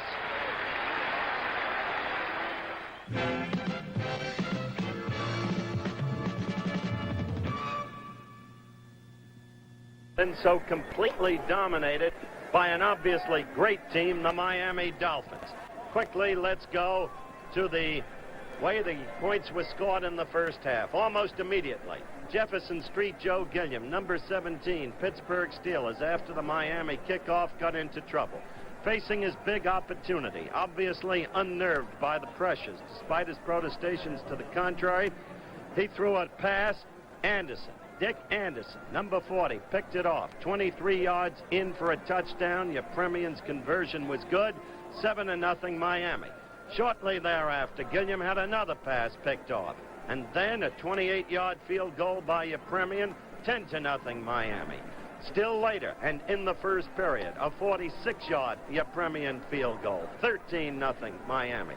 And then another touchdown. 2-yard pass from Greasy to Jim Mandich, all alone in a corner of the end zone near the right sideline. Yepremian's conversion good. 20-0 Miami. Then in the second quarter, Dick Anderson again, who intercepted 4 passes in the first half, 2 for touchdown returns, did it again. You're looking at it now. There's number 40, timing perfect, reading of the play perfect, picking it off. The pass having been intended for 25 Shanklin, Yepremian made the conversion good, 27-0. Finally, after a penalty gave Roy Girella a second shot, a 38-yard field goal for Pittsburgh, 27-3. Then Yepremian with a 14-yard field goal with 3:02 left in the half. Miami 30-3. Yepremian missed just as the half ended. Still another field goal attempt. That's what happened in the first half today, and it's been an absolute disaster for a powerhouse Pittsburgh Steelers team that has seen everything go wrong. Well, a lot of things went wrong yesterday for some of the top teams in the NFL. Can happen to anybody. And to see some of the things that went wrong, here are the halftime highlights. The trees that surround Robert F. Kennedy Stadium in Washington, D.C. as the hapless New York Giants visit the Redskins, who lead in the Eastern Division of the NFC. The Redskins are leading 3-0 at this point, but not after Ron Johnson bursts in for a 3-yard touchdown. Giants 7, Redskins 3. Now, this is the third play of the second quarter, and that's Randy Johnson, quarterback, number 11, hitting Bob Tucker, 38, the fine Giants tight end, and suddenly, unexpectedly, the Giants are leading the favored Washington team 14-3. This is just 2 minutes later, and the Giants are ready to strike again. You're looking again at Randy Johnson. This time he throws and hits Ron Johnson out of the University of Michigan. Ron moves in for a score, and the Giants lead the Redskins 21-3. This is later in the second quarter. Billy Kilmer, number 17, throwing downfield for Charlie Taylor, number 42. Charlie grabs the football. It's a 53-yard pass. Now, with just 6 minutes left in the first half, the handoff goes from Kilmer to Larry Brown, the irrepressible number 43, and the score, the Giants 21, the Redskins 10. That's Sonny Jurgensen taking the field. It's action in the third quarter, replacing the injured Bill Kilmer. And immediately throwing to number 87, the tight end Jerry Smith. Short pass. Punches thrown after the play between, well, Richmond Flowers and Jerry, but no harm done. Now with 6 minutes into the fourth quarter, the Giants are leading 24-13. Jurgensen throwing a 20-yard pass completion to 43 Larry Brown, who looked like the indomitable one of a year ago on this particular day. This is just 2 plays later, and you're seeing Larry Brown move in 6 yards, touchdown, and the Redskins have closed the gap to 24-20. Then, with just 4 minutes remaining, Sonny Jurgensen throwing to Larry Brown again. 3 touchdowns on the day. The Redskins beat the Giants 27-24, keep first place in the Eastern Division of the NFC. But, of course, there are the Dallas Cowboys still to contend with as far as the Redskins are concerned, and Dallas is playing tough Denver at Mile High Stadium. But Roger Staubach is undaunted. There, he hits Gene Fugit, the tight end, for a touchdown to make the score Dallas 7, Denver nothing. That was in the first quarter. Now we move ahead to the fourth quarter. And Roger the Dodger, the artful one, is at it again with the same receiver, the tight end Gene Fugit. It's a touchdown. At this point, Dallas leads 20-3. Then, with 5 minutes, 30 seconds left in the game, Billy Van Heusen is back for a punt in the end zone, and he's corralled for a safety by 31 Benny Barnes. 22-3 Dallas.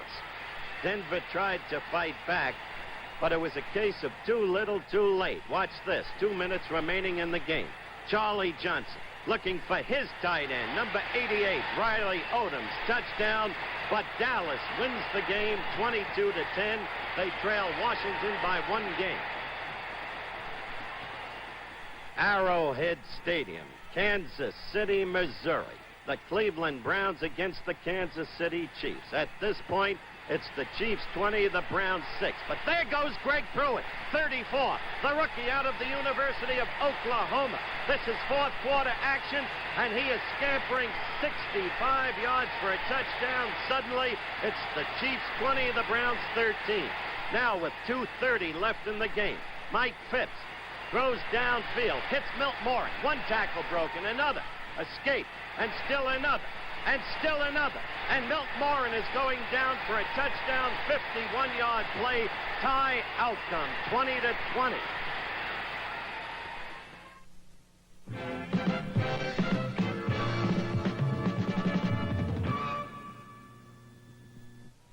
Teams, the Jets against the Colts, and that's Marty Domris in the second quarter as the Colts are trailing by a score of 3-0. Raymond Chester caught the ball, was tackled by Burgess Owens, 22. Chester fumbled, the ball picked up by Phil Wise. You see Wise moving all the way down the left sideline, unmolestedly, touchdown. Suddenly, the Jets lead by a score of 10-0. Now, this is near the end of the first half. This was a great day for Joe Willie Namath, who hit for 16 of 21. Right there, he hit Emerson Boozer, 15 yards, touchdown. The Jets 17, the Colts nothing. But in the fourth quarter with the score, the Jets 17, the Colts 3, Marty Domris passes to Cotton Spira. And Spira passes downfield, the first pass he ever threw. It becomes a touchdown for the Colts. It finally wound up the Jets 20, the Colts 17, and that was it. This was a football game in Atlanta Stadium. That's the juice. Up in Buffalo, they say Miami has the oranges and Buffalo has the juice. And there goes the juice on a typical dash. A beautiful ball player who again gained over 100 yards on this day. That was an 18-yarder for the Juice. Here's the handoff to him again from young Joe Ferguson of Arkansas, rapidly developing as a quarterback. There you see the Juice with his every move. You saw him get past the line of scrimmage, shake off that tackler right there. This was a 32-yard gain for O.J. Let's watch him again. It's worth the price of admission in any stadium just to see this man play. This is another 18-yarder. You're in tight on him, and you can see the way the shoulders operate. It wound up with a fumble on this play, but was recovered by Buffalo.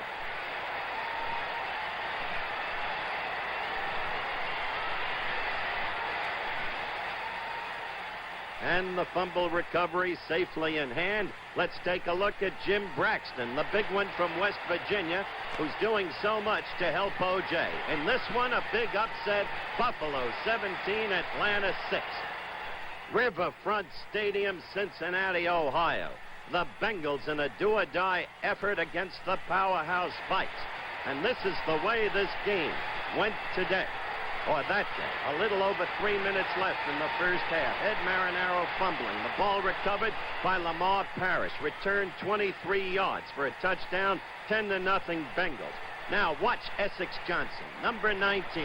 Smallish fellow, only 5'9", but with an acceleration unparalleled perhaps in the National Football League. And suddenly it's the Bengals 17, the Vikes nothing. This is the 6th play of the 4th quarter. Kenny Anderson, 7 yards, touchdown to the big tight end Bob Trumpy. Upset, 27-0.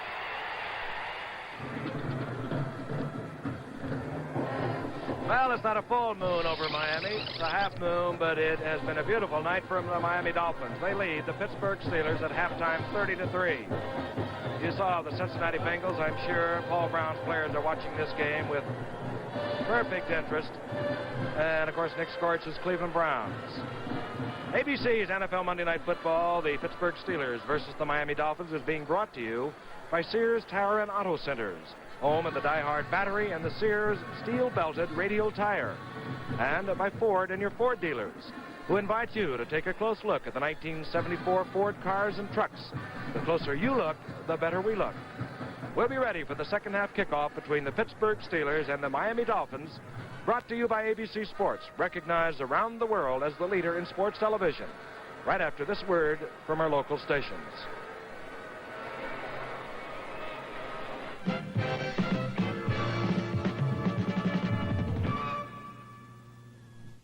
Alan King presents The Many Faces of Comedy tomorrow at 10, 9 Central.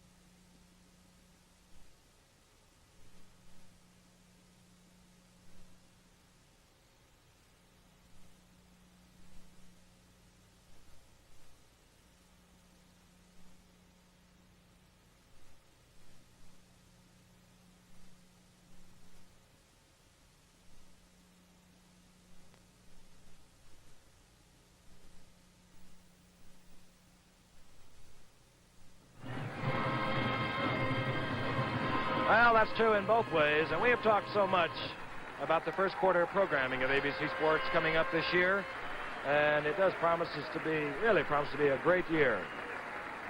It's been a great night for the Miami Dolphins, but it will be a great time for ABC, as Keith Jackson tells us. Now in its 13th year, ABC's Wide World of Sports expands its programming as the Emmy Award-winning show goes to twice a week, Saturdays and Sundays beginning in January. The Harlem Globetrotters will be on hand from London, so will pretty Janet Lynn. And for the first time ever on home TV, the Ollie Frazier Fight of the Century. Saturday afternoons, bowling on ABC as we begin our 12th year of covering the Professional Bowlers Tour. And on Sundays, Howard Cosell will be offering a variety of provocative and interesting guests on Howard Cosell's Sports Magazine. The Bing Crosby National Pro-Am on January 5th and 6th is just the first of many great golf tournaments here on ABC, including the Andy Williams, Hawaiian Open, and the Doral Open. The award-winning series, The American Sportsman, with host Kurt Gowdy, will feature such personalities as Ernest Borgnine, Dan Rowan, Jerry Lewis, and many more. And Bob Seagren returns to defend his title in an expanded Superstar Series beginning in January. All this and more, January, on most of these ABC stations. And what a great year it promises to be as we return to the Orange Bowl here in Miami, where a sensational defensive effort by the Miami Dolphins got them off and running. They intercepted 3 passes, converted 2 to touchdowns, 1 to a field goal before Pittsburgh hardly knew what had hit them. The Steelers, of course, in that battle in the Central Division of the AFC. And should they lose tonight, in all probability they're going to lose, they're going to fall into a three-way tie in that race for the AFC's Central Division. Hard to believe, Giff. Just 3 weeks ago, Pittsburgh led its division by 2.5 games, and it's a fine football team. Injuries have hurt them. And one has to feel badly for young Gilliam tonight, Don. One has to wonder how he's going to be affected by the adversity that beset him. That's absolutely right, Howard, because he didn't get off to any kind of close to a good start, and I know he was very confident that he could do the job. He never completed a pass to his own men through 7 times, so it's got to hurt him an awful lot. Means he'd have to go back and think about it some more, I guess. About set to get underway as you look at Joe Gilliam. He has a lot of confidence. He'll be all right. I think we have all watched him play enough to realize that this man has a great deal of potential. It's hard to step into the shoes of a starting quarterback as he had to tonight. Underway, Rory Girella drills it deep to Jake Scott at the goal line. And Scott is nailed out at the 17-yard line. Getting down there quickly was Rocky Blyer for the Steelers. 17-yard return. Just got word, Giff, that Mercury Morris has a jammed neck. He could play, apparently, according to our latest word, in the second half if that were necessary. But quite obviously, it doesn't appear that it will be necessary. Morris, who went out of the game, having gained on the year 42 yards tonight, took him over 900 yards. Bob Greasy goes at quarterback. Zonka, number 39, one set back, and Jim Kick replacing Morris, number 21. And out to the flat and knocked out of the hands of Mandy. Rule complete. John Rouser up there to make the stop. The ball taken, knocked out of the hands of Mandich, but apparently it was ruled that he had possession. Gain of 5 yards. Call it 4. It'll be second down and 6. Isn't that time of possession, Don, just incredible? Yeah, it really is. That's called 5 interceptions. Yeah, that's it. Offensively, for the Dolphins, it remains the same, at least for the moment. Marlon Briscoe goes to the bottom of your screen. He's 86. Warfield the top. Number 42, the tight end, number 88. Bottom of your screen now is Jim Mandich. Zonka on the draw play with a wedge block up the middle. He gets maybe a yard and a yard and a half. Defensive front four of the Steelers remaining the same. Ernie Harris, brother Ernie Holmes, 63, 75, Joe Green, 78, White, 68, L.C. Greenwood. And that applause you heard is Mercury Morris walking out, a solitary figure with his uniform on. Moving down the sidelines towards the Miami bench is Mercury Morris.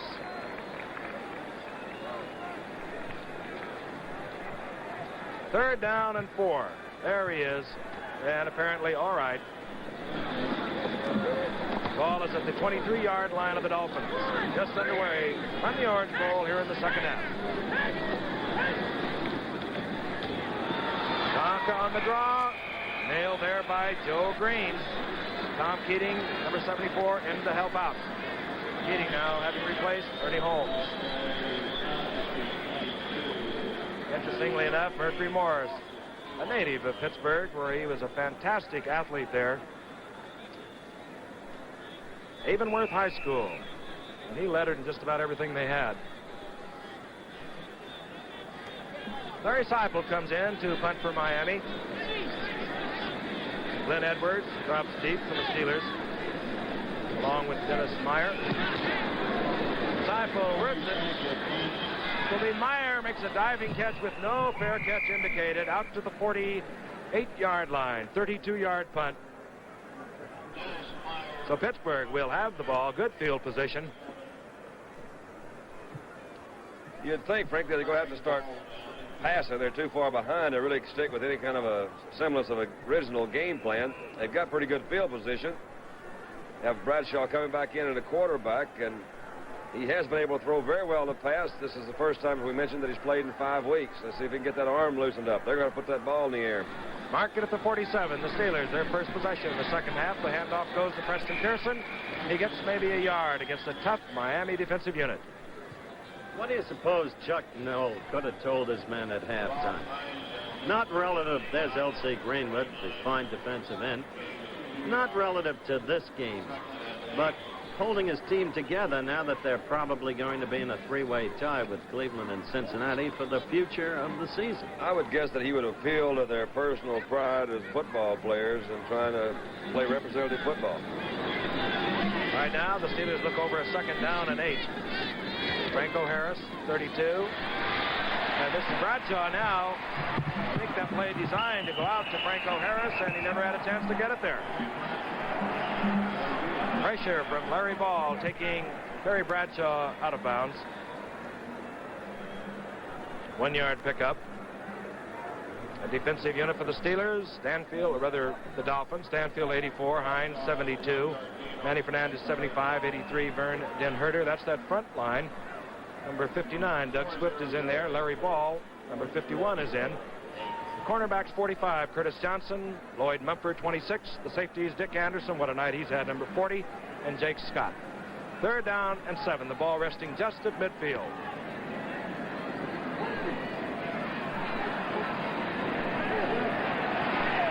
Bradshaw unloads it in and out of the hands of Shanklin. And Bradshaw feeling a lot of pressure from Manny Fernandez and Bill Stanfield. 4th down, and out trots Bobby Walden. The Steelers out of field goal range.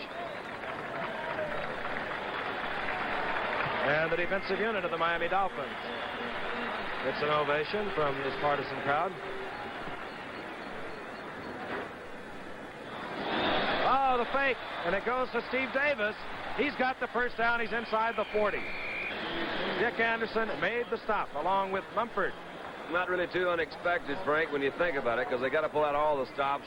I'd look for fake punts, field goals, anything to make any kind of an offensive move. These guys haven't done well all day. You see Davis there he was in that short fullback position or blocking position on the punt. Snap was to him. Obviously was a design play off left tackle, so they've got to get something going. Anything they can pull out of a bag of tricks, they're going to use. All right, Davis takes it all the way to the 37 of Miami. 30-3, the Dolphins leading over the Pittsburgh Steelers. Preston Pearson moving behind Sam Davis. Around the right side, picks up good yardage, give him 6 down to the 32-yard line. Fine record, and he lost most of those in the first year that he came to Pittsburgh. Won 1 and lost 13 that year. He's a good coach. He's played under some good coaches too, Howard. He started under Sid Gilman in San Diego, and as we mentioned earlier, went on to play under Don Shula. Good men that he's learned under. Was a good player himself with Cleveland back in the 50s. He got Paul Brown there then, didn't he? Mm-hmm. So he's learned from the very best. It's 2nd down and 4. Well, just inside the 31. Quick toss to Franco Harris. Turns the right side, close to the first down. I don't know whether he got it.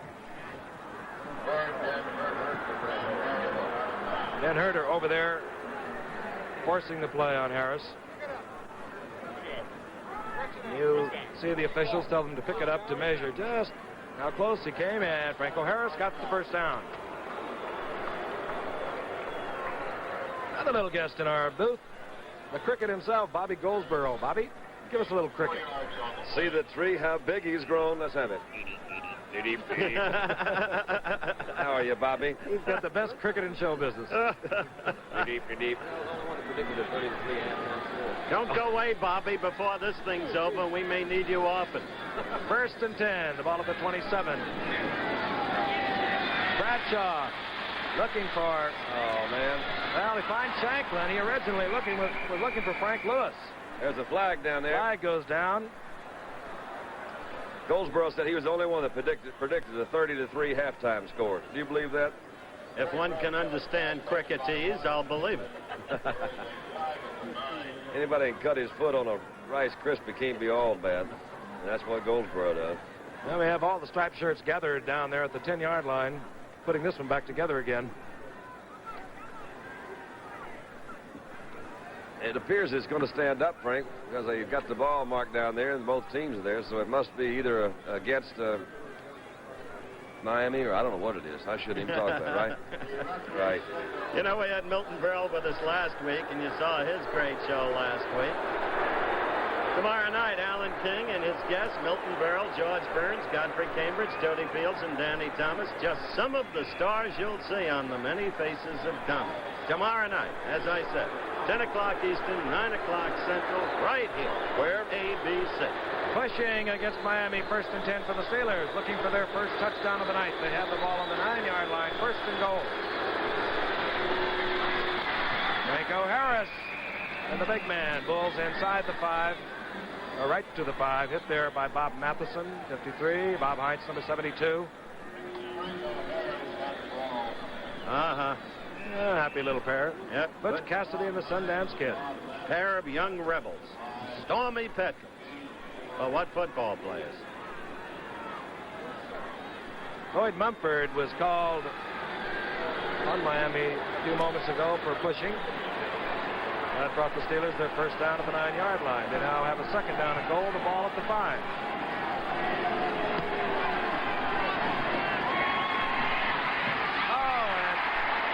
Deflection there, this time by Jake Scott. The pass intended for Frank Lewis, and Jake Scott got over there, and what a pair of safety men these Miami Dolphins have. And Scott and Anderson. Yeah, they were trying to get him inside of Lloyd Mumford that time. Or was it Curtis Johnson, I guess, on this side? It was Curtis Johnson over there. Instead of a square out move, they were trying to get him right on the inside. Johnson's playing at the outside shoulder. It didn't quite work. Look at Don Shula. He played under some pretty good people, too. Former Baltimore Gold defensive back and a Cleveland Brown player. All right, ground level on 3rd down and goal from the 5.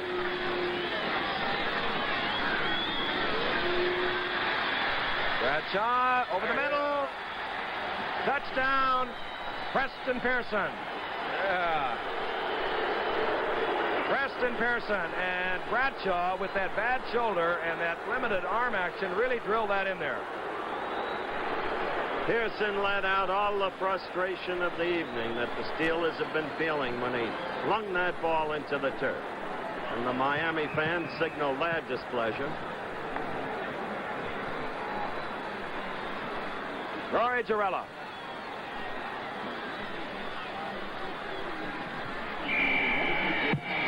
And Jarella converts the Steelers' first touchdown to shorten Miami's lead to 30-10. 9 minutes, 5 seconds remaining in the 3rd quarter. We'll be back in the Orange Bowl in just a moment.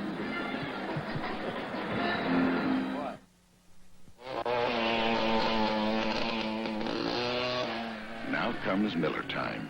The flag is dropped, the race is a memory. And now you're coasting into the best tasting beer you can find. Miller High Life, America's quality beer since 1855. If you've got the time, if you've got the time, you've got the beer, if you've got the time. Nobody wants to look at underarm stains, but they're a real problem. You use an antiperspirant and you still get stains. Stains that won't wash out. Well, now there's a new antiperspirant. The first anti-stain antiperspirant by Right Guard. A new powder so effective, it helps stop wetness and stains. See for yourself. New Right Guard Powder Dry Antiperspirant. It's the first anti-stain antiperspirant by Right Guard. Rory Jarella sets to kick off. Terry Bradshaw just completed a pass to Preston Pearson. Only the 3rd time that Miami has given up a touchdown pass. Jake Scott, 13, is deep. Charlie Lee, 23, is back there with him. This will be Lee. Charlie Baby almost got in trouble, but it went out of bounds within the end zone.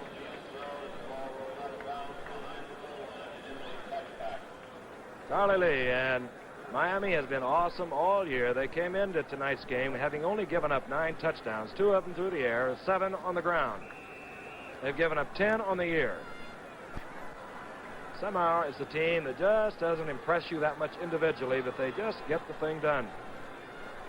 And a lot of teams will vouch for that, including the Washington Redskins of a year ago. 8:58 remaining in the 3rd quarter. Brady going all the way. Hit 21, Zonka 39 of the setbacks.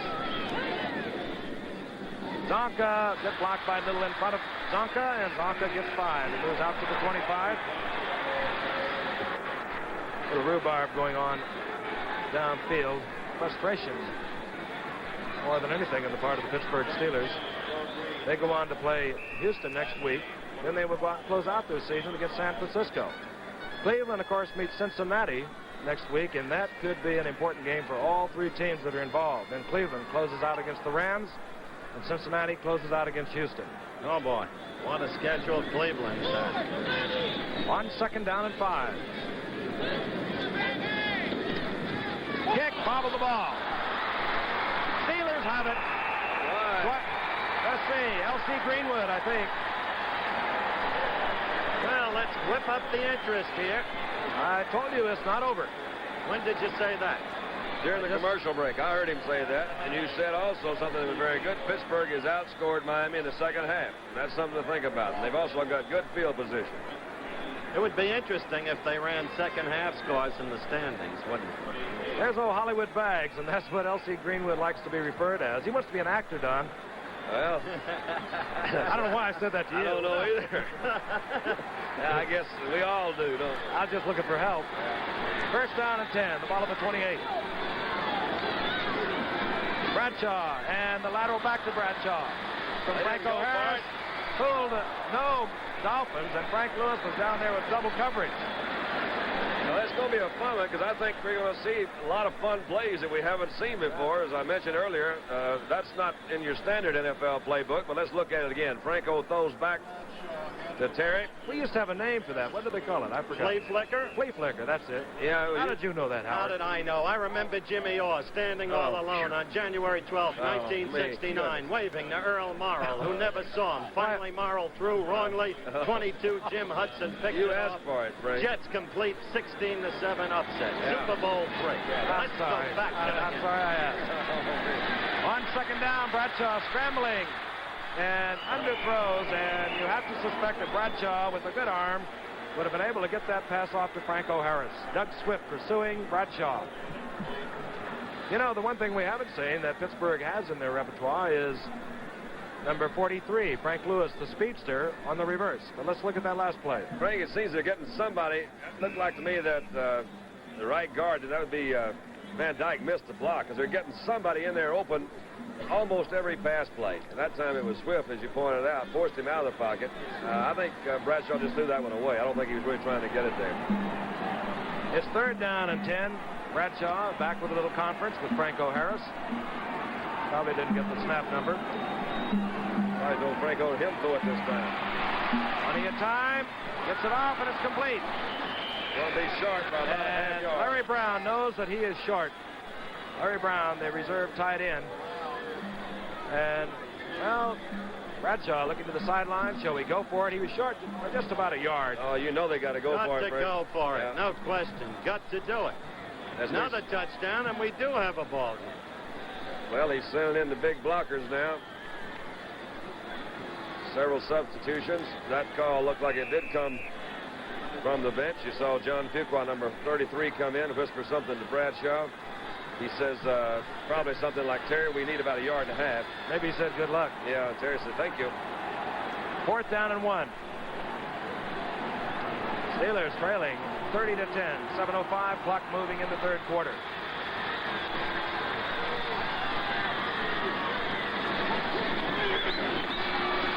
To the outside, it's wide open for Franco Harris. He's inside the 15.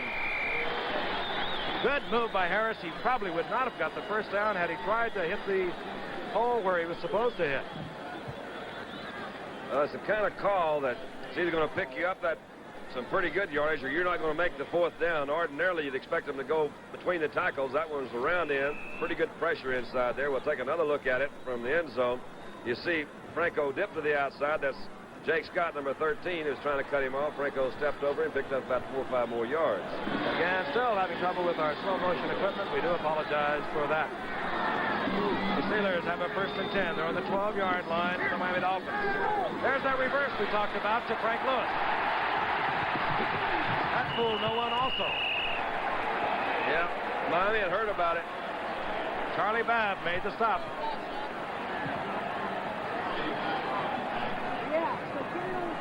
Well, they've run out of ways to trick them, I think, Don. Yeah, maybe so. Handoff, faked it to Franco Harris. Coming back around. That's just good, alert defensive play. Let's take a look at it again. Fakes in there to Franco. Hands back to the outside. Coming around. Frank Lewis. Charlie Babb wasn't being fooled at all. All right, second down now and 11. Dick Anderson, by the way, is on the bench. He has leg cramps. If I'd run as far as he has tonight, I would too. Franco Harris. And Franco Harris works himself out about 3 or 4 yards. There's Anderson, and he is experiencing leg cramps. And as John said, he has covered a lot of yards tonight with 4 interceptions, 2 of them returned for touchdowns. John, the last time Pittsburgh gave up so many points was a Monday night game we did, if you remember, in Kansas City when the Chiefs beat them 38-16. That was in the early stages of Chuck Noll's coaching career. As I recollect, Kansas City scored 28 points in 1 period, with Otis Taylor having a field night. Bradshaw, third down and 6. Got him. Barry Pearson. Oh, and he couldn't hold on. Boy, he really fired that ball out there, and he had him by about a step, and that's all you need. He was in the end zone. Looked like to me it hit him between the 8 and the 3. Couldn't hold on to it. Barry Pearson, he doesn't drop many. Former leading receiver in the Big Ten, as a matter of fact, 2 years in a row. As a matter of fact, we watched Jefferson Street Joe Gilliam hit Barry Pearson for the winning touchdown against the Redskins on a Monday night game just a few weeks back. Indeed we did. It's 4th down and 6 yards to go. The Steelers trailing 30-10, 5:17 remaining in the third quarter. The Steelers are going to go for it. Don't be surprised if they come right back with the same pass.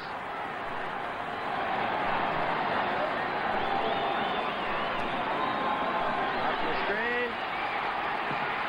Bradshaw firing, and good defensive play by Charlie Babb. Turns back the Steelers on 4th down. And listen to this crowd. Applaud the defensive unit. Well, they were trying to pick up a first down. I don't really know whether that one was that good a call or not, because you got another quarter and a half. They seem to have something working. I'd have liked to have picked up a few points down there. 3 would have helped. 5 minutes and 12 seconds remaining in the third quarter.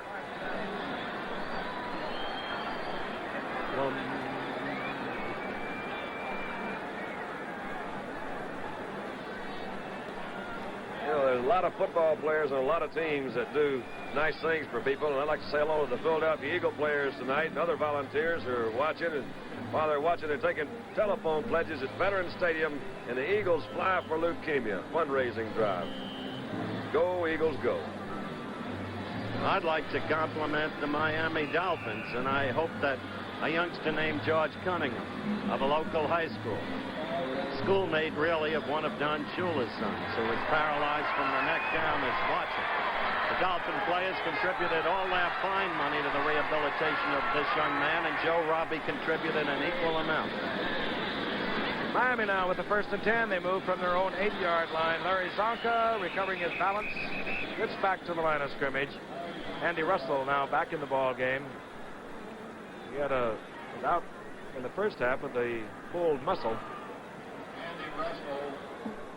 Here's John Kolb, and we were looking at a moment ago. And it's hard to believe, but he bench presses 550 pounds, does this man. You've been doing your homework, Frank. I'm so proud of you. That just impressed me. That seems like a lot of weight. I guarantee you. 500 and something. 2nd down and 10.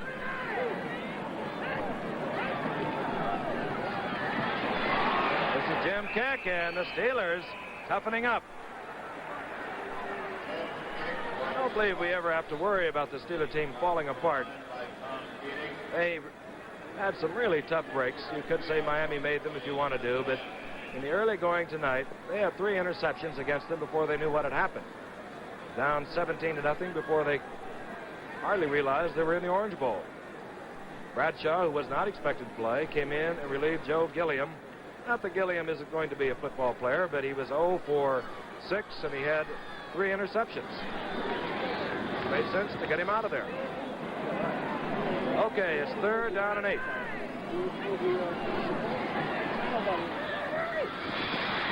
Jim kick. And the Steelers are scrapping. John Rouser moving up from his cornerback position. You see the pursuit. L.C. Greenwood over there, number 68.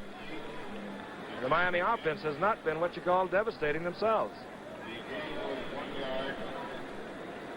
Jim kick, and I don't believe he's too happy with the way this year has gone. Young man used primarily in passing situations. Here's Joe Gilliam. Rough start. Youngster has a lot of confidence in himself. He'll be around a while. Larry Seifel on to do the punting for Miami. Deep is Glenn Edwards. This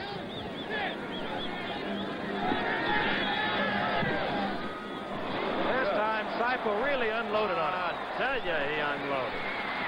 Edwards at his own 35, and he gets it back out to the 40. Great kick and super coverage. Bruce Bannon down there to make the stop. 54-yard punt. Seifel having his very best year for Miami. We'll be back in the Orange Bowl right after this.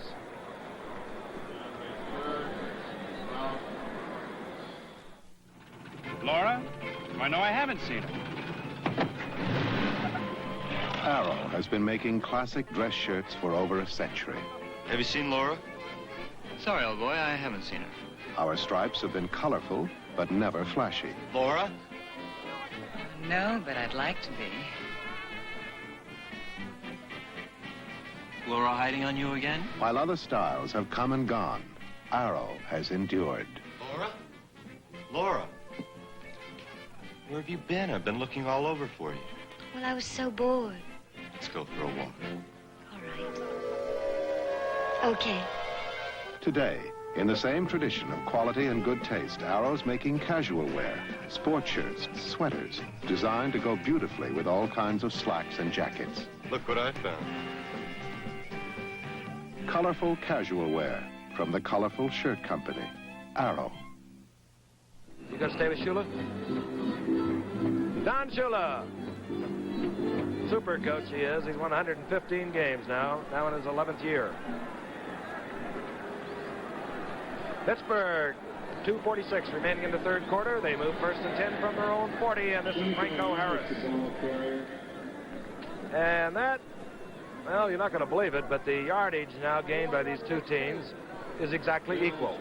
Pittsburgh has gained 135. Miami has gained 135. But that's what Turner will do, and Pittsburgh has had 5 interceptions. I got a kick out of the little pat Morris gave to Jim Kick. I wouldn't pretend that the two love one another. They respect one another, though. 2nd down and 6. The ball is at the 44. Bradshaw dumping it out to Preston Pearson, and he took his eyes off it a little quickly. Mike Colon back there covering.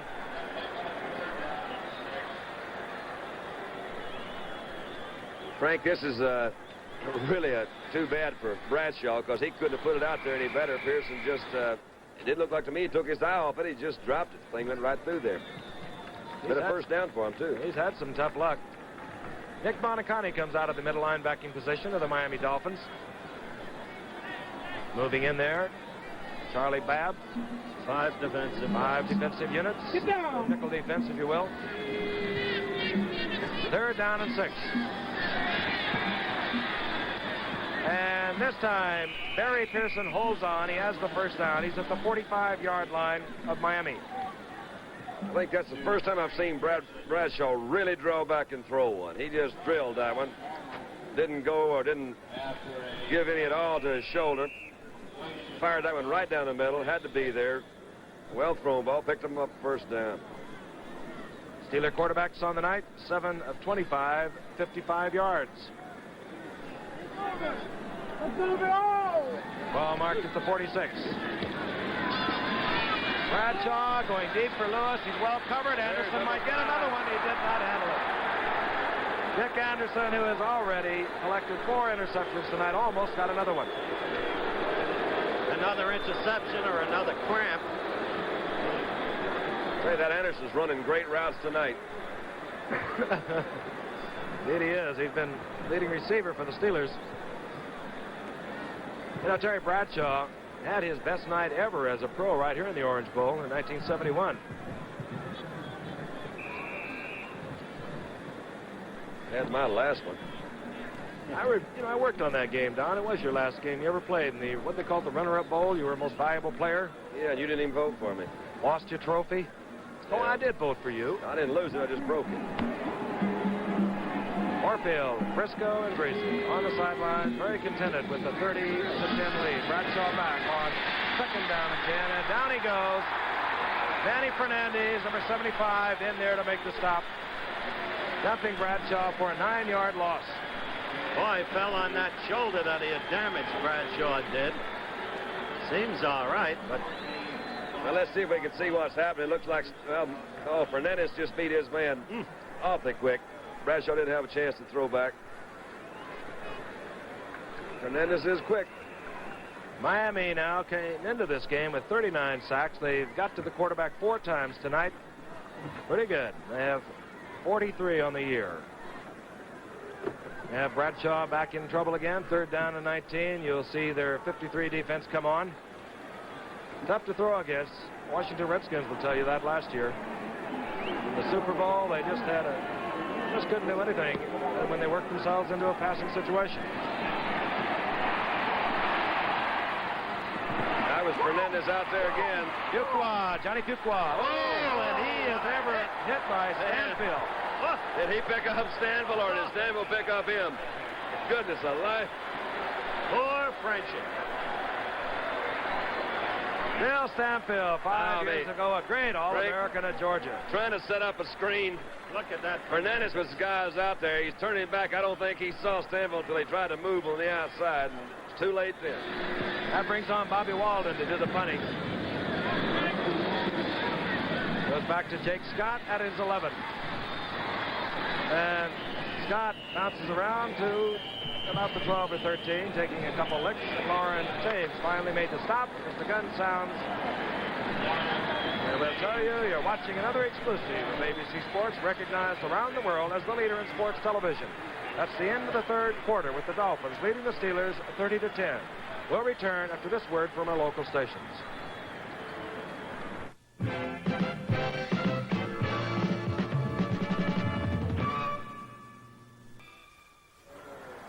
The preceding announcement was brought to you as a public service by the National Football League. Mercury Morris is back in the game for Miami. Mercury Morris, who left the field in the 2nd quarter, walked back on his own, and here he comes. And Mercury Morris goes down in the arms. Big number 63, Ernie Holmes, helping Mel Blunt, number 47. Mercury Morris went down, and the very great UCLA National Championship basketball team almost went down before Maryland. Their next great test comes on ABC's Wide World of Sports, live NCAA college basketball a week from Saturday, when they go against number 2 rated North Carolina State, with David Thompson and a youngster named Burleson, who was on our Olympic team. What a game that'll be. Right now, Miami has a 2nd down and 7. Ball at their own 15, just short of the 15. Morris again behind Bob Kuchenberg, number 67. And Rouser pushes Mercury out of bounds after a 5-yard pickup. Mercury Morris now has 939 yards on the year.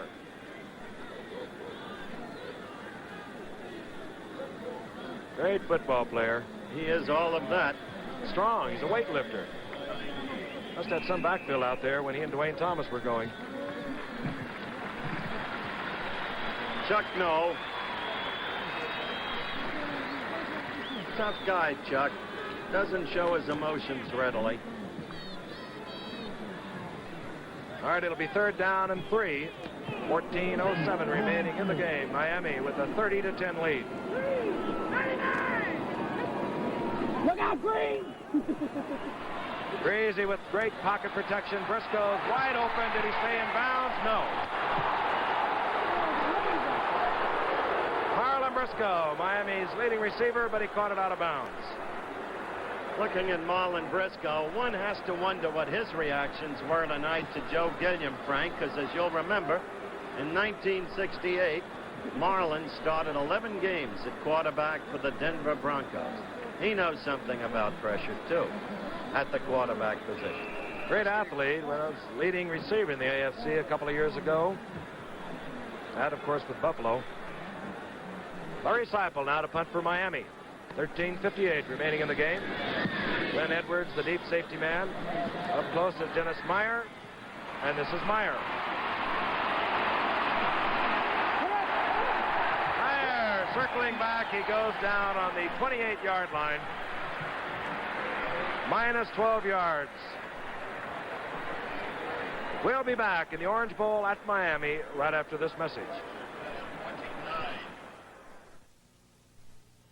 This is the Ford LTD going through some tests that lots of automakers put their cars through. But rather than show you what expert drivers can do, Ford thinks it's more important to show you how to take a test drive. Riding on a bumpy road, undue noise could be a tip-off to inefficient suspension. And over a bump like this, you shouldn't be lifted off the seat or hit bottom either.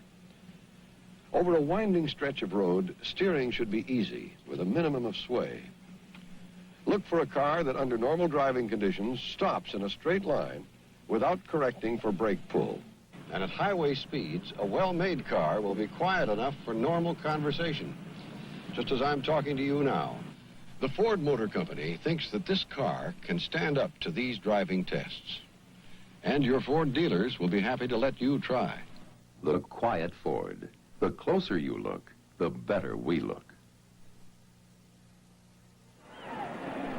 13:43 remaining in the game from the Orange Bowl in Miami, and the Dolphins exploded in the first quarter.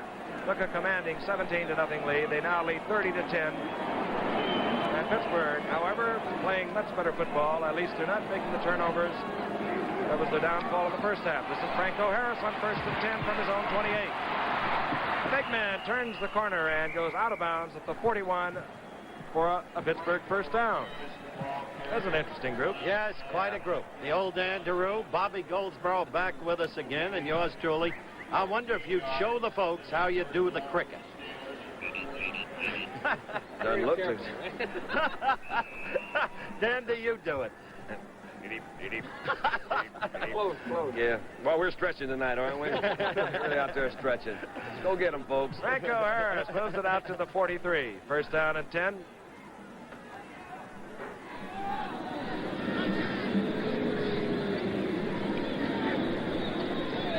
Preston Pearson, and Pearson gets about 4, moving over the 40-yard line to the 43-yard line. Nick Bonaconti made the stop.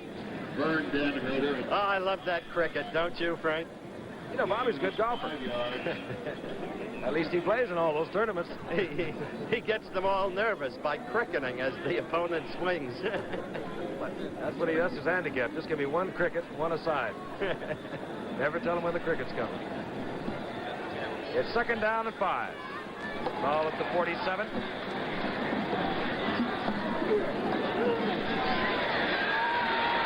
And Bradshaw hiding the ball beautifully. Now he's going to run, and wow. Well, at least it was the left shoulder that time. That was Anderson again. He seems to be everywhere. If they won't throw the ball to him, I'm going to hit you. That's what he said. And Bradshaw picks up a couple of yards out to just about midfield.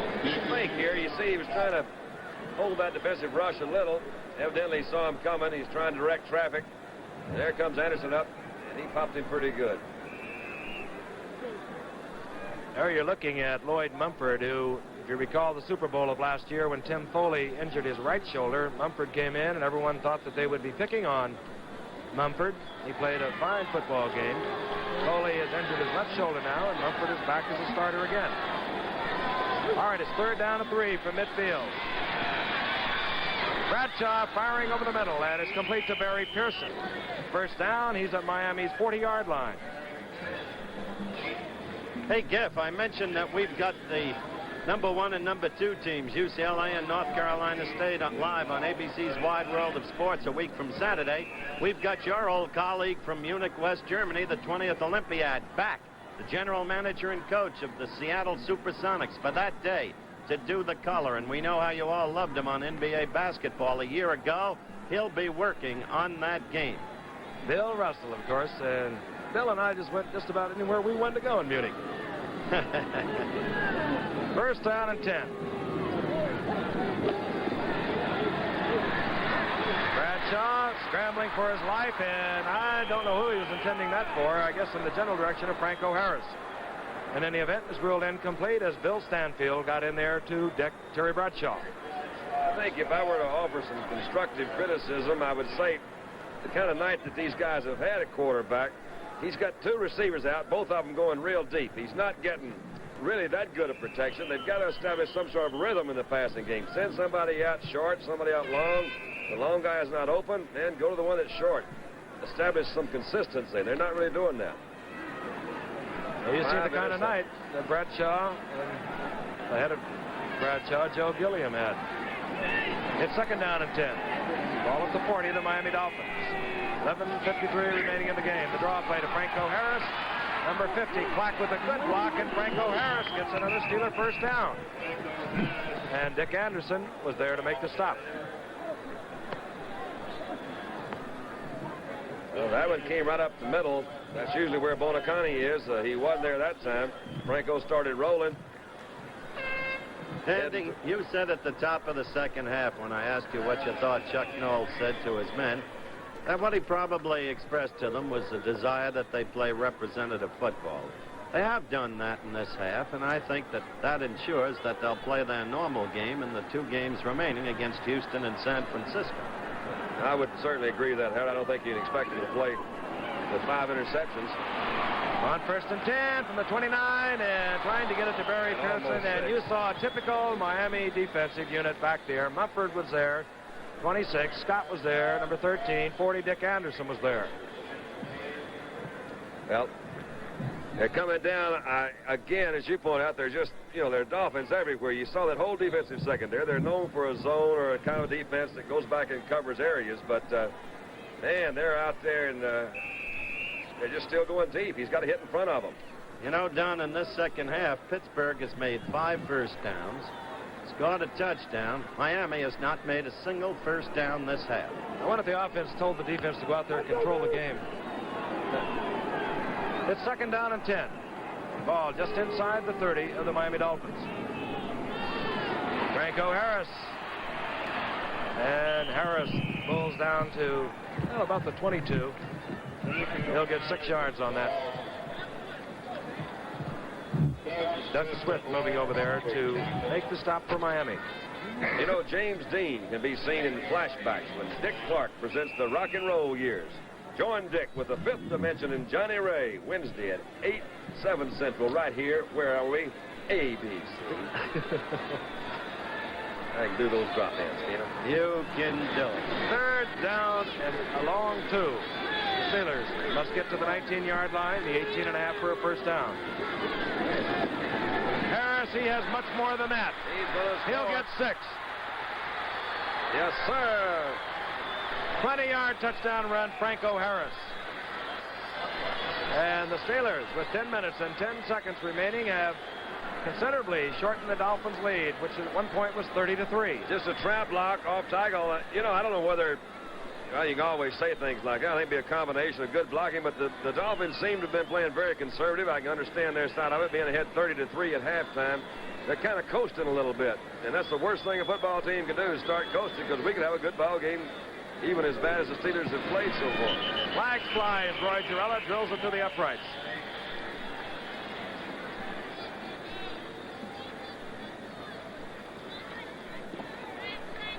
Offsides, Miami, of course, declined. 2 touchdowns away are the Steelers now. The Dolphins leading 30-17. 10 minutes and 10 seconds remaining in the game. We'll be back. Hello, I'm Cricket, the great disposable lighter. And now I come in 5 wild accent table lighters. They'll light month after month, then pop in a new Cricket lighter and light on. Wild Cricket by Gillette. I'm wild. I got a date, and I can't find my razor. Cool it. I'll give you my Track 2 razor. 2 blades? Does it really work? Where you been? It's fabulous. What's so fabulous? It's simple. As the first blade shaves the whisker, it lifts it out, so the second blade can shave it again, closer. And both blades are recessed, so it's safer. I can't believe it. It's clean, and it hardly feels like I shaved. This Track 2 is some piece of work. I mean, like, this really is a razor. The Gillette Track 2 shaving system. It's the closest thing to a perfect shave. Goodbye, whiskers. Hello, girls. Oh, no.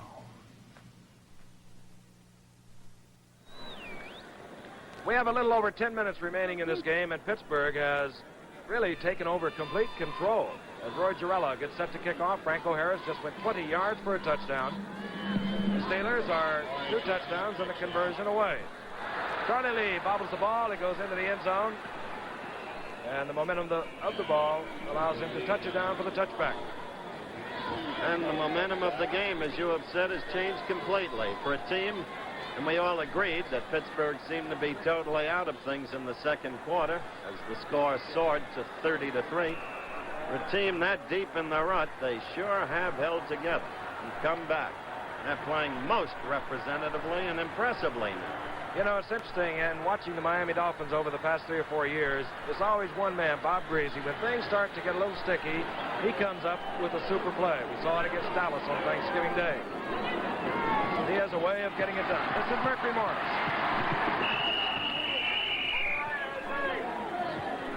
Morris getting out to the 22-yard line. Stopped there by Henry Davis. I think you made a very effective point, Don, really, when you talked about, however unwittingly, subconsciously, the Dolphins perhaps began to coast, not taking anything away from the Pittsburgh resurgence. But this team has not had a first down, as I said, this whole half. I'll bet you that the coach would like to have that field goal that he passed up when he tried to 4th down. Second down and 8.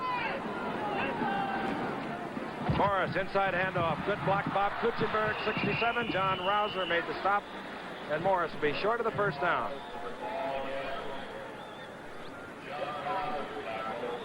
Morris having a big night. He now has 944 yards on the year. This was an enormous hole that Morris had, and yet watch the way they close this gap after he gets to it. That was Kuchenberg. That was good help from the outside that came in there, but Kuchenberg really did have a heck of a block. He's had a heck of a night. He's came here as a free agent. Played, couldn't make it with one team. Then I think he went out and played with the minor league team in Chicago. Came back a year ago and really turned into a super guard. It's 3rd down and 3.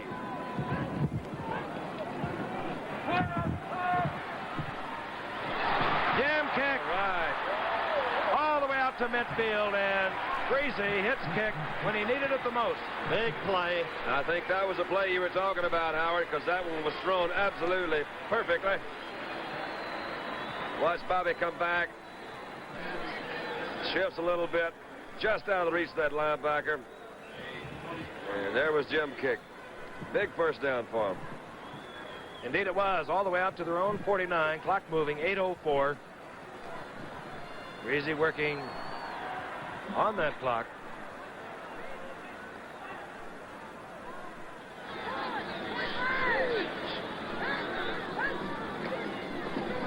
Zonka gets away from one Pittsburgh Steeler, fumbles the ball. The Steelers have it. Mel Blount.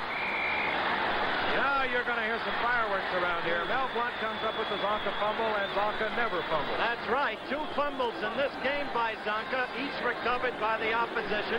Remember 2 years ago, the year Dallas, you're watching it now, the Zonka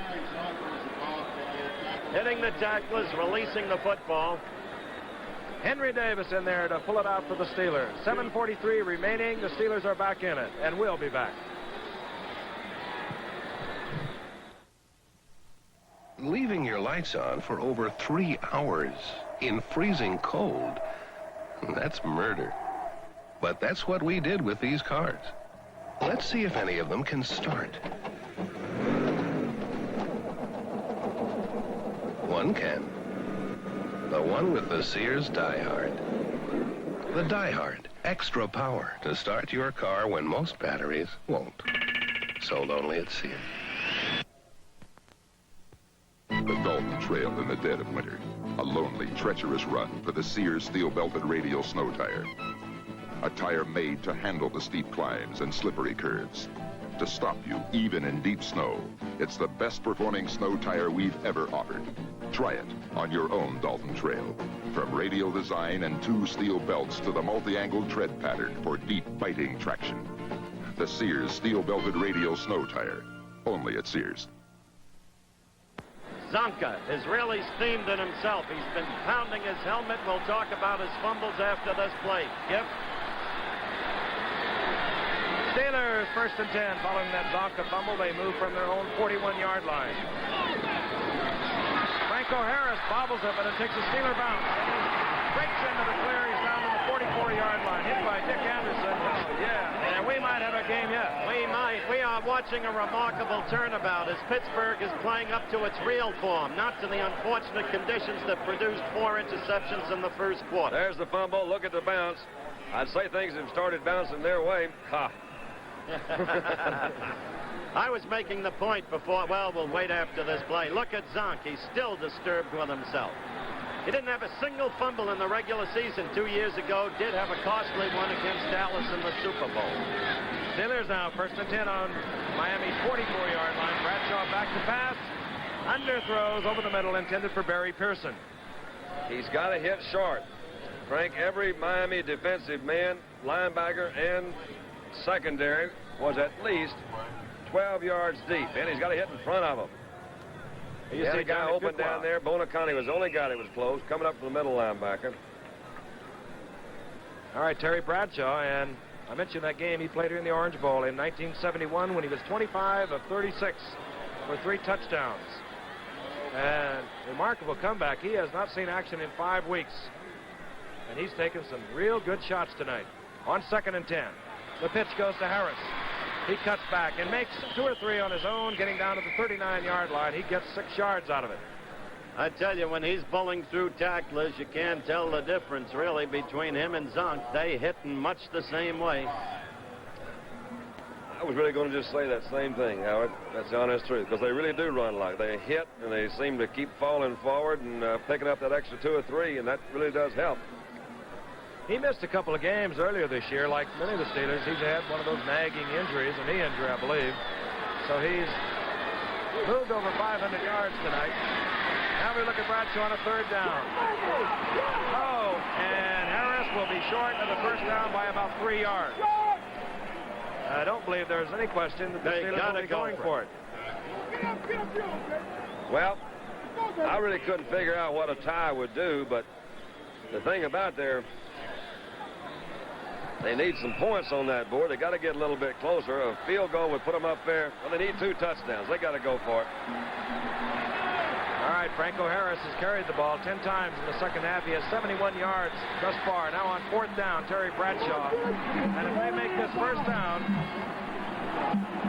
well, we'll have a football game. We have 5:34 remaining.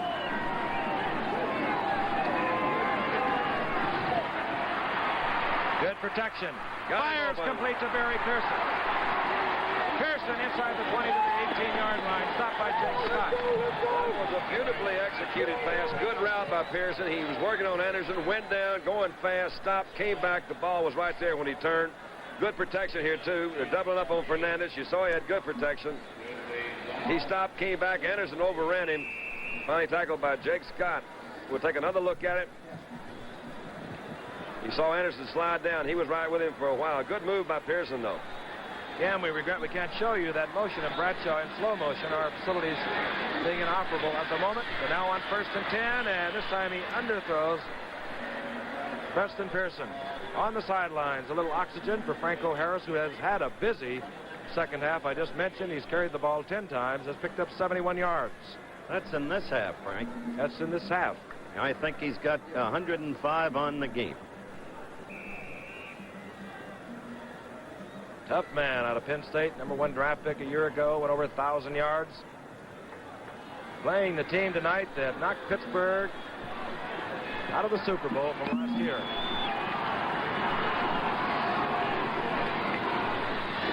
Bradshaw. Again, plenty of time. Pearson's wide open touchdown. How about this? Oh, that that Barry Pearson? Is he making use of him tonight? I kept waiting for Lloyd Mumford to come up on him. Mumford kept going back and kept going back. Pearson just came down and cut to the middle. He was open all the way. And he threw that brilliantly. He did for a fact. His arms loose. Now look at, if you can, watch Mumford do 26 out here. He just kept backpedaling into the end zone. Pearson cut in front of him. Touchdown. Roy Girella. And the Steelers have really made a football game out of this in the second half. They trail now by only 6 points. 4:38 remaining in the game, and we'll be back in the Orange Bowl right after this. There's almost a stunned atmosphere that has taken over here in the Orange Bowl as the Pittsburgh Steelers have battled back to within a touchdown and a conversion of leading the Miami Dolphins. The Steelers in a battle in their Central Division of the AFC with Cleveland and Cincinnati. Girella hits it. Taken by Mercury Morris, and Morris gets out to the 20. Steelers pouring downfield, sensing they're back in this game. They have a chance to win. They can extend their lead over Cincinnati and Cleveland to a full game. Can they win tonight? Well, Miami now has a very real problem trying to get back the drive, the momentum, to use that much labored word, that was theirs in the first half. This has been a phenomenon, and yet the unpredictable has become the normal on Monday Night Football. Imagine a team trailing 30-3 to the Dolphins and then storming over so great a team as the Dolphins, Frank? Pittsburgh, 164 yards, Miami 60 in the second half. That's the story. First and 10 from the 20. Zonka goes down. Whoa, he fights through one tackler. Browser, but he loses 3 yards. I tell you, I think Miami is playing with its eye almost completely on the clock at this point, and if they can't make a first down on this series, they're in trouble. The Steelers have time. Don, what would you do as quarterback if you were running the Dolphins now? Well, before I comment, I'm sorry, I think the stunned atmosphere that Frank mentioned to, alluded to, is definitely in that offensive huddle right now. I don't think they can believe it. Bob's got to have a first down. He's in trouble right now because it's second down and long. He's got a lot of help. I'd go ahead and put it up in the air. He has a second down and 14. Both wide receivers drop to the left. He goes with the draw play to Morris, and he'll be buried at the line of scrimmage. Good pursuit. John Rouser was there. Jack Ham hustling over. Edwards coming up. Not only that, Mercury went out of bounds to stop the clock, which was the very thing Miami didn't want to do. This will be an interesting play to see what he calls. He's playing in kick, which is, as we've mentioned earlier, usually that's when he's going to pass. It's third down, about 11. Now, if they wanted to go for a conservative style, obviously they'd run a draw or a sweep or a trap, maybe a screen or something like that, and rely on that defense. But the defense has given up 24 points or 21 points this second half. I think he'll throw. All right, the last time he went to Jim Kick on a circle pattern, he got 23 yards out of it. The Steelers in their defensive prevent unit. James Thomas, 24, the 5th defensive back end. Grazy fires, that'll be incomplete, and Pittsburgh will get the ball. Oh, boy. Intended out there. Well, I'm telling you that Grazy was really hit hard. Oh, boy. Dwight White and Joe Green. That's right. Got East Texas State and North Texas State after him at the same time, and man, he was in trouble. Well, I hope you all didn't go away at home because we really have a football game. It means so much to these Pittsburgh Steelers. It really does. Cincinnati and Cleveland, I'm sure, must be watching. They were relaxed probably early in the game. But the Steelers, if they can win this game tonight, they can do it with a touchdown and conversion. We'll have a full game lead over Cincinnati and Cleveland. Seipel. Here's the punting. High kick. Dennis Meyer, no fair catch, and he gets back to the 44-yard line. Good field position. If you were in Pittsburgh right now, we wouldn't be able to hear a thing. I could hear those Pittsburgh fans, and man, do they support the Steelers. You're getting a little action out of the Miami fans right now saying, come on defense, because Pittsburgh's 55 yards away from pay dirt. Indeed they are. Big game coming up New Year's Day, the Sugar Bowl. John McMakin, the tight end, as a matter of fact, for the Pittsburgh Steelers, number 89, has a brother that plays for Alabama. And, of course, it's going to be Alabama and Notre Dame. That should be a beauty. First and 10, the Steelers. Bradshaw, and almost picked off by Jake Scott. Wow, and Chuck Noll showing a little bit of emotion, at least for Chuck Noll. Jake made a great pickup, tried to cover it, looked quickly at the official to see if he had ascertained that it was a pickup, and the official had. Still got over 3 minutes. Again, I'd say don't force that thing. Don't try to go deep. Don't try to score from out here. Move that thing down the field. Hit some short ones, go turn ins, run a couple of screens, maybe a draw. Move it down the field. You still got time, plenty of time to get that ball down there and score. All right, the tight end, Larry Brown, moves out to the top of your screen, 87, both wide receivers to the right. Pearson gets open but can't hold on. Hit there by Bob Matheson. Well, Pearson made a good move to come back for it. The ball was a little bit low. Again, Pearson went down about 12 or 13 yards, had a first down, saw the linebackers in front of him, came back to try to meet the ball, which is what receivers are supposed to do. The ball was just thrown a little bit low. Big play, 3rd down and 10. They got to have 10 yards, so you can't run a little flare right now. You can't run a shoot. You got to get at least 10 yards, or you would like to get 10 yards. Chuck Knoll in the corner of your screen. You saw Johnny Fuqua come into the huddle, number 33. Quick word with Terry Bradshaw. Big play for the Pittsburgh Steelers. 3rd down and 10. The ball at the 44.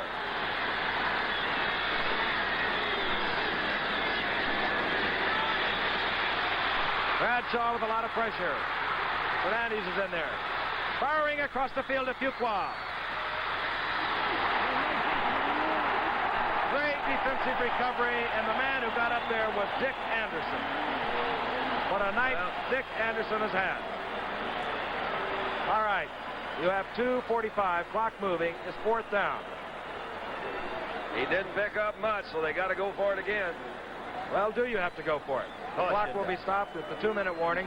No, they will not. They'll punt. Might be a wise decision. Oh, they're not going to go for it. He's going to punt it, put the pressure on that defense to hold them one more time. They have their 3 timeouts. The clock will stop at the 2-minute warning. Bobby Walden comes in to punt.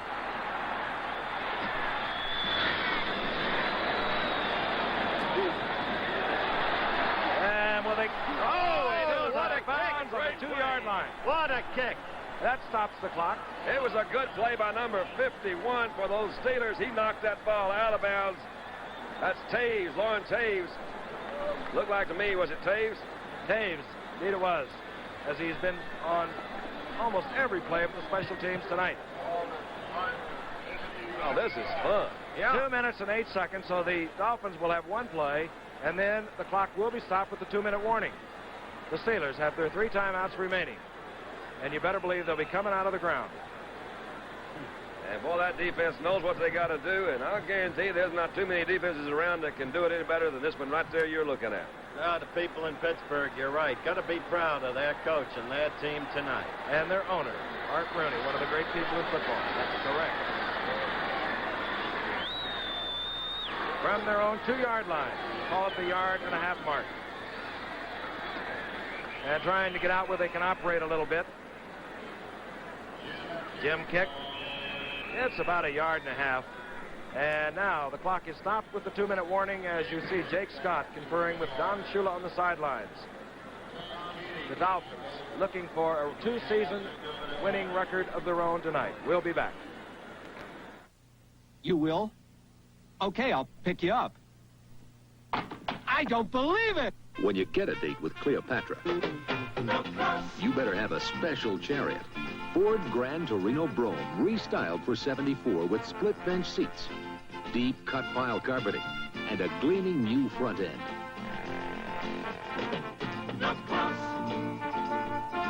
This Torino's got spirit, looks, and it's built solid. What more could you want? You've got a solid car. Ford Torino is a solid car. Riding down the road in style, smooth and quiet by the mile. The solid midsize Ford Torino at your Ford dealers. The closer you look, the better we look. Strange things happen on Monday Night Football. It was 30-3 Dolphins at halftime. The score now, the Dolphins 30, the Steelers 24. 2 minutes remaining in the game. The Dolphins have the ball at their own 3-yard line. They have a 2nd down and 8. they have done nothing offensively here in the second half. The Steelers have dominated. Chuck Noll, the coach of the Steelers, in the corner, looking on. Bob Greasy trying to get the Dolphins their 25th win in 2 seasons. Gives the ball to Jim Kick, and he might have got a couple of yards. Dwight White, who they say is meaner than Joe Green, is underneath the pile. And the Steelers use one of their timeouts. Clock showing 1:53. Gives us a chance to tell you that Alan King and his guests, Milton Berle, George Burns, Godfrey Cambridge, Toady Fields, and Danny Thomas, are some of the stars you're going to see on The Many Faces of Comedy tomorrow night at 10, 9 Central, and of course right here on ABC, where we have had some kind of excitement here in the fourth quarter. Again, to remind you the importance of this game for the Steelers. Next week, Cincinnati and Cleveland will meet. The Steelers will play Houston.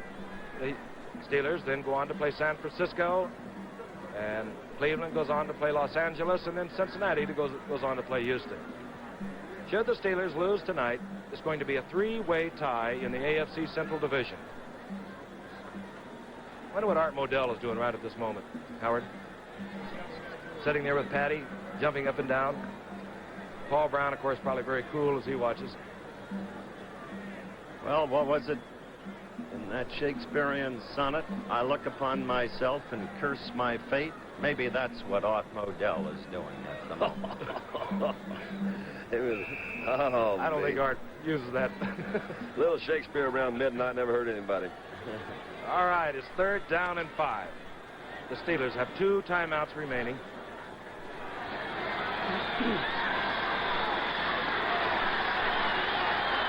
Chuck Noll, the coach of the Steelers, inserted in the corner. Not nearly so cool as he looks. Zonka, and he is close to first down. Larry Zonka. Referee's timeout as they unpile. He had to go to about the 11.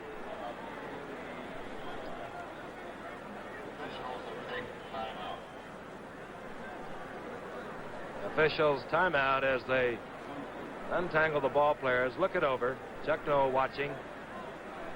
The special unit team has already moved on to the field for the Steelers. Now they move out, and here come the yardsticks. What an important measurement this is going to be. I think he missed by an inch. 2. That much. That much.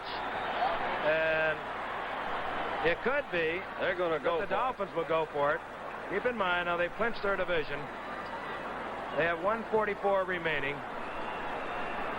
I like this kind of style. Now, here it is. This is really a good play. Now, you got an inch to go, a couple inches to go, and I would imagine the way Shula's looking at it, he says, if my offensive team cannot make 2 inches, then by golly, they don't deserve to win. You know, he went for it in the Thanksgiving Day game against Dallas. Didn't make it. Admitted in the post-game interview that perhaps he had made a mistake, yet he's got the courage to try it again. Gift. This capacity crowd or near capacity crowd on their feet on 4th down. Will it be the big man Zonka? And I believe they might have taken too much time. Boy, if you did, you're going to hear some kind of booing here in the Orange Bowl. Now then, you got a punt. Yeah, there's no question now. Well, there seems to be one because I don't see any punters coming on the field. That's it. Shula, I think, just disgusted, said go for it anyway. There it is, delay of the game. Well, now, I don't understand that. No, I don't either. Well, how about that? All right. And just a little over 5 yards is needed by the Miami Dolphins. And, boy, if they miss it down here, Pittsburgh is going to have the ball. I don't understand. Inside the 10. I don't get it. I don't get it either. I don't understand. I don't think Paul Brown gets it, or Nick Skorich gets it either. Well, this is really funny looking. All right, let's watch it. 4th down, a little over 5. Greasy's going to take the safety. There it is, a safety. Sure. Shula's ahead of us all. Yeah, he is. That's why he's there. Shula's ahead of us all. That's it. Why didn't I think of that? And now the score, the Steelers didn't want to run a 26, the Dolphins 30. And still, The Dolphins will have to turn the ball over to the Steelers. Yeah, but they'll they get kick from their 20. That's right, a free kick, too. Oh, that's clever.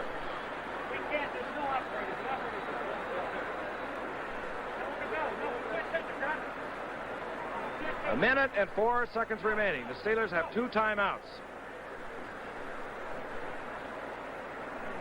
A lot of football can be played in a minute and 4 seconds. And the only offensive showing we've seen in the entire second half has been by the Pittsburgh Steelers. I tell you, it's Monday night, Giff. Steelers have gained 168 yards this half. The Dolphins 64. Strangest things happen. I guess Paul Brown and Nick Skorich knew exactly what Don was doing. Shula, I mean. Right now, the Steelers have scored 23 points in this half to the Dolphins none. All right, Seipel to do the punting. Boy,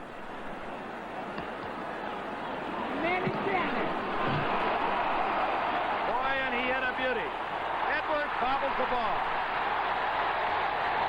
He's going to run it out.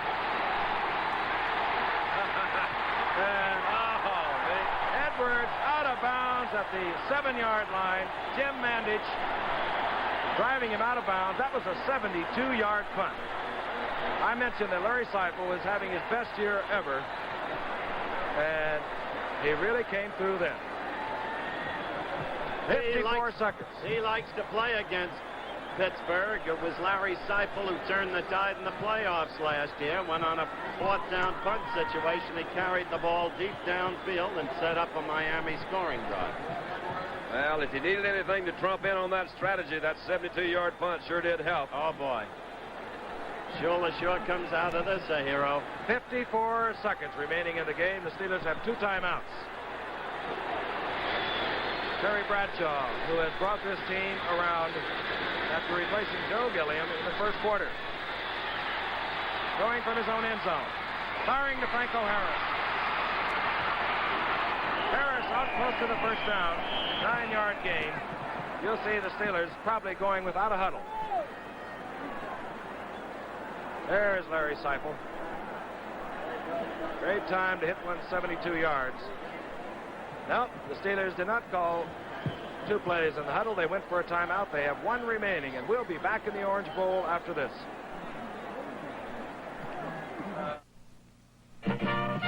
What has Sheraton done for you lately? Sheraton has added on hundreds of new rooms for you. 147 luxurious rooms and suites in Boston and 300 beautiful rooms at Los Angeles Airport. To confirm a reservation at any Sheraton in the world, call 800-325-3535. That's what Sheraton does for you now. You know, this is the part of my job I hate. I got to call this guy and tell him he needs a ring job. It's about $200. This is a Fram oil filter. It's about $4. If that guy had put $4 into one of these when he had his oil changed, chances are he wouldn't be putting $200 into a set of these. Well, the choice is yours. You can pay me now or pay me later. 1st and 10 for the Steelers. They have 1 timeout remaining. They have 43 seconds to work with.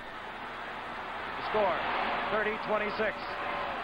Oh, and Barry Pearson could not hold on. Out to the 39. Chuck Noll, framed, right-hand corner of your screen, looking on. He's watched a great turnabout by the Steeler team. 1 timeout remaining.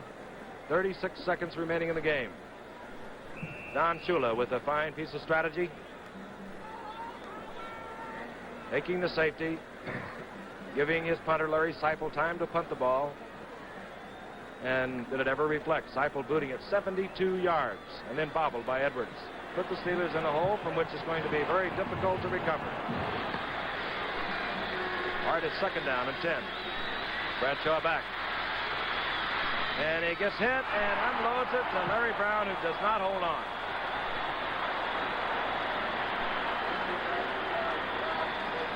Twice now, Bradshaw has stood there very coolly, delivered the ball, got hit, and receivers have not held on. Well, that doesn't need much coverage on top of it. Brown, of course, feels worse than anybody about it because it did hit him right there in the arms. I don't think he'd have been able to get out of bounds and stop the clock, so they'd have probably had to use up their last time out. 30 seconds remaining, third down. Again, one timeout.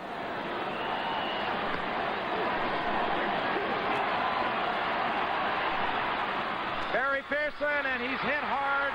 Dick Scott intercepts. Scott returning it to the 25 as the clock ticks down to 18 seconds. 16-yard return.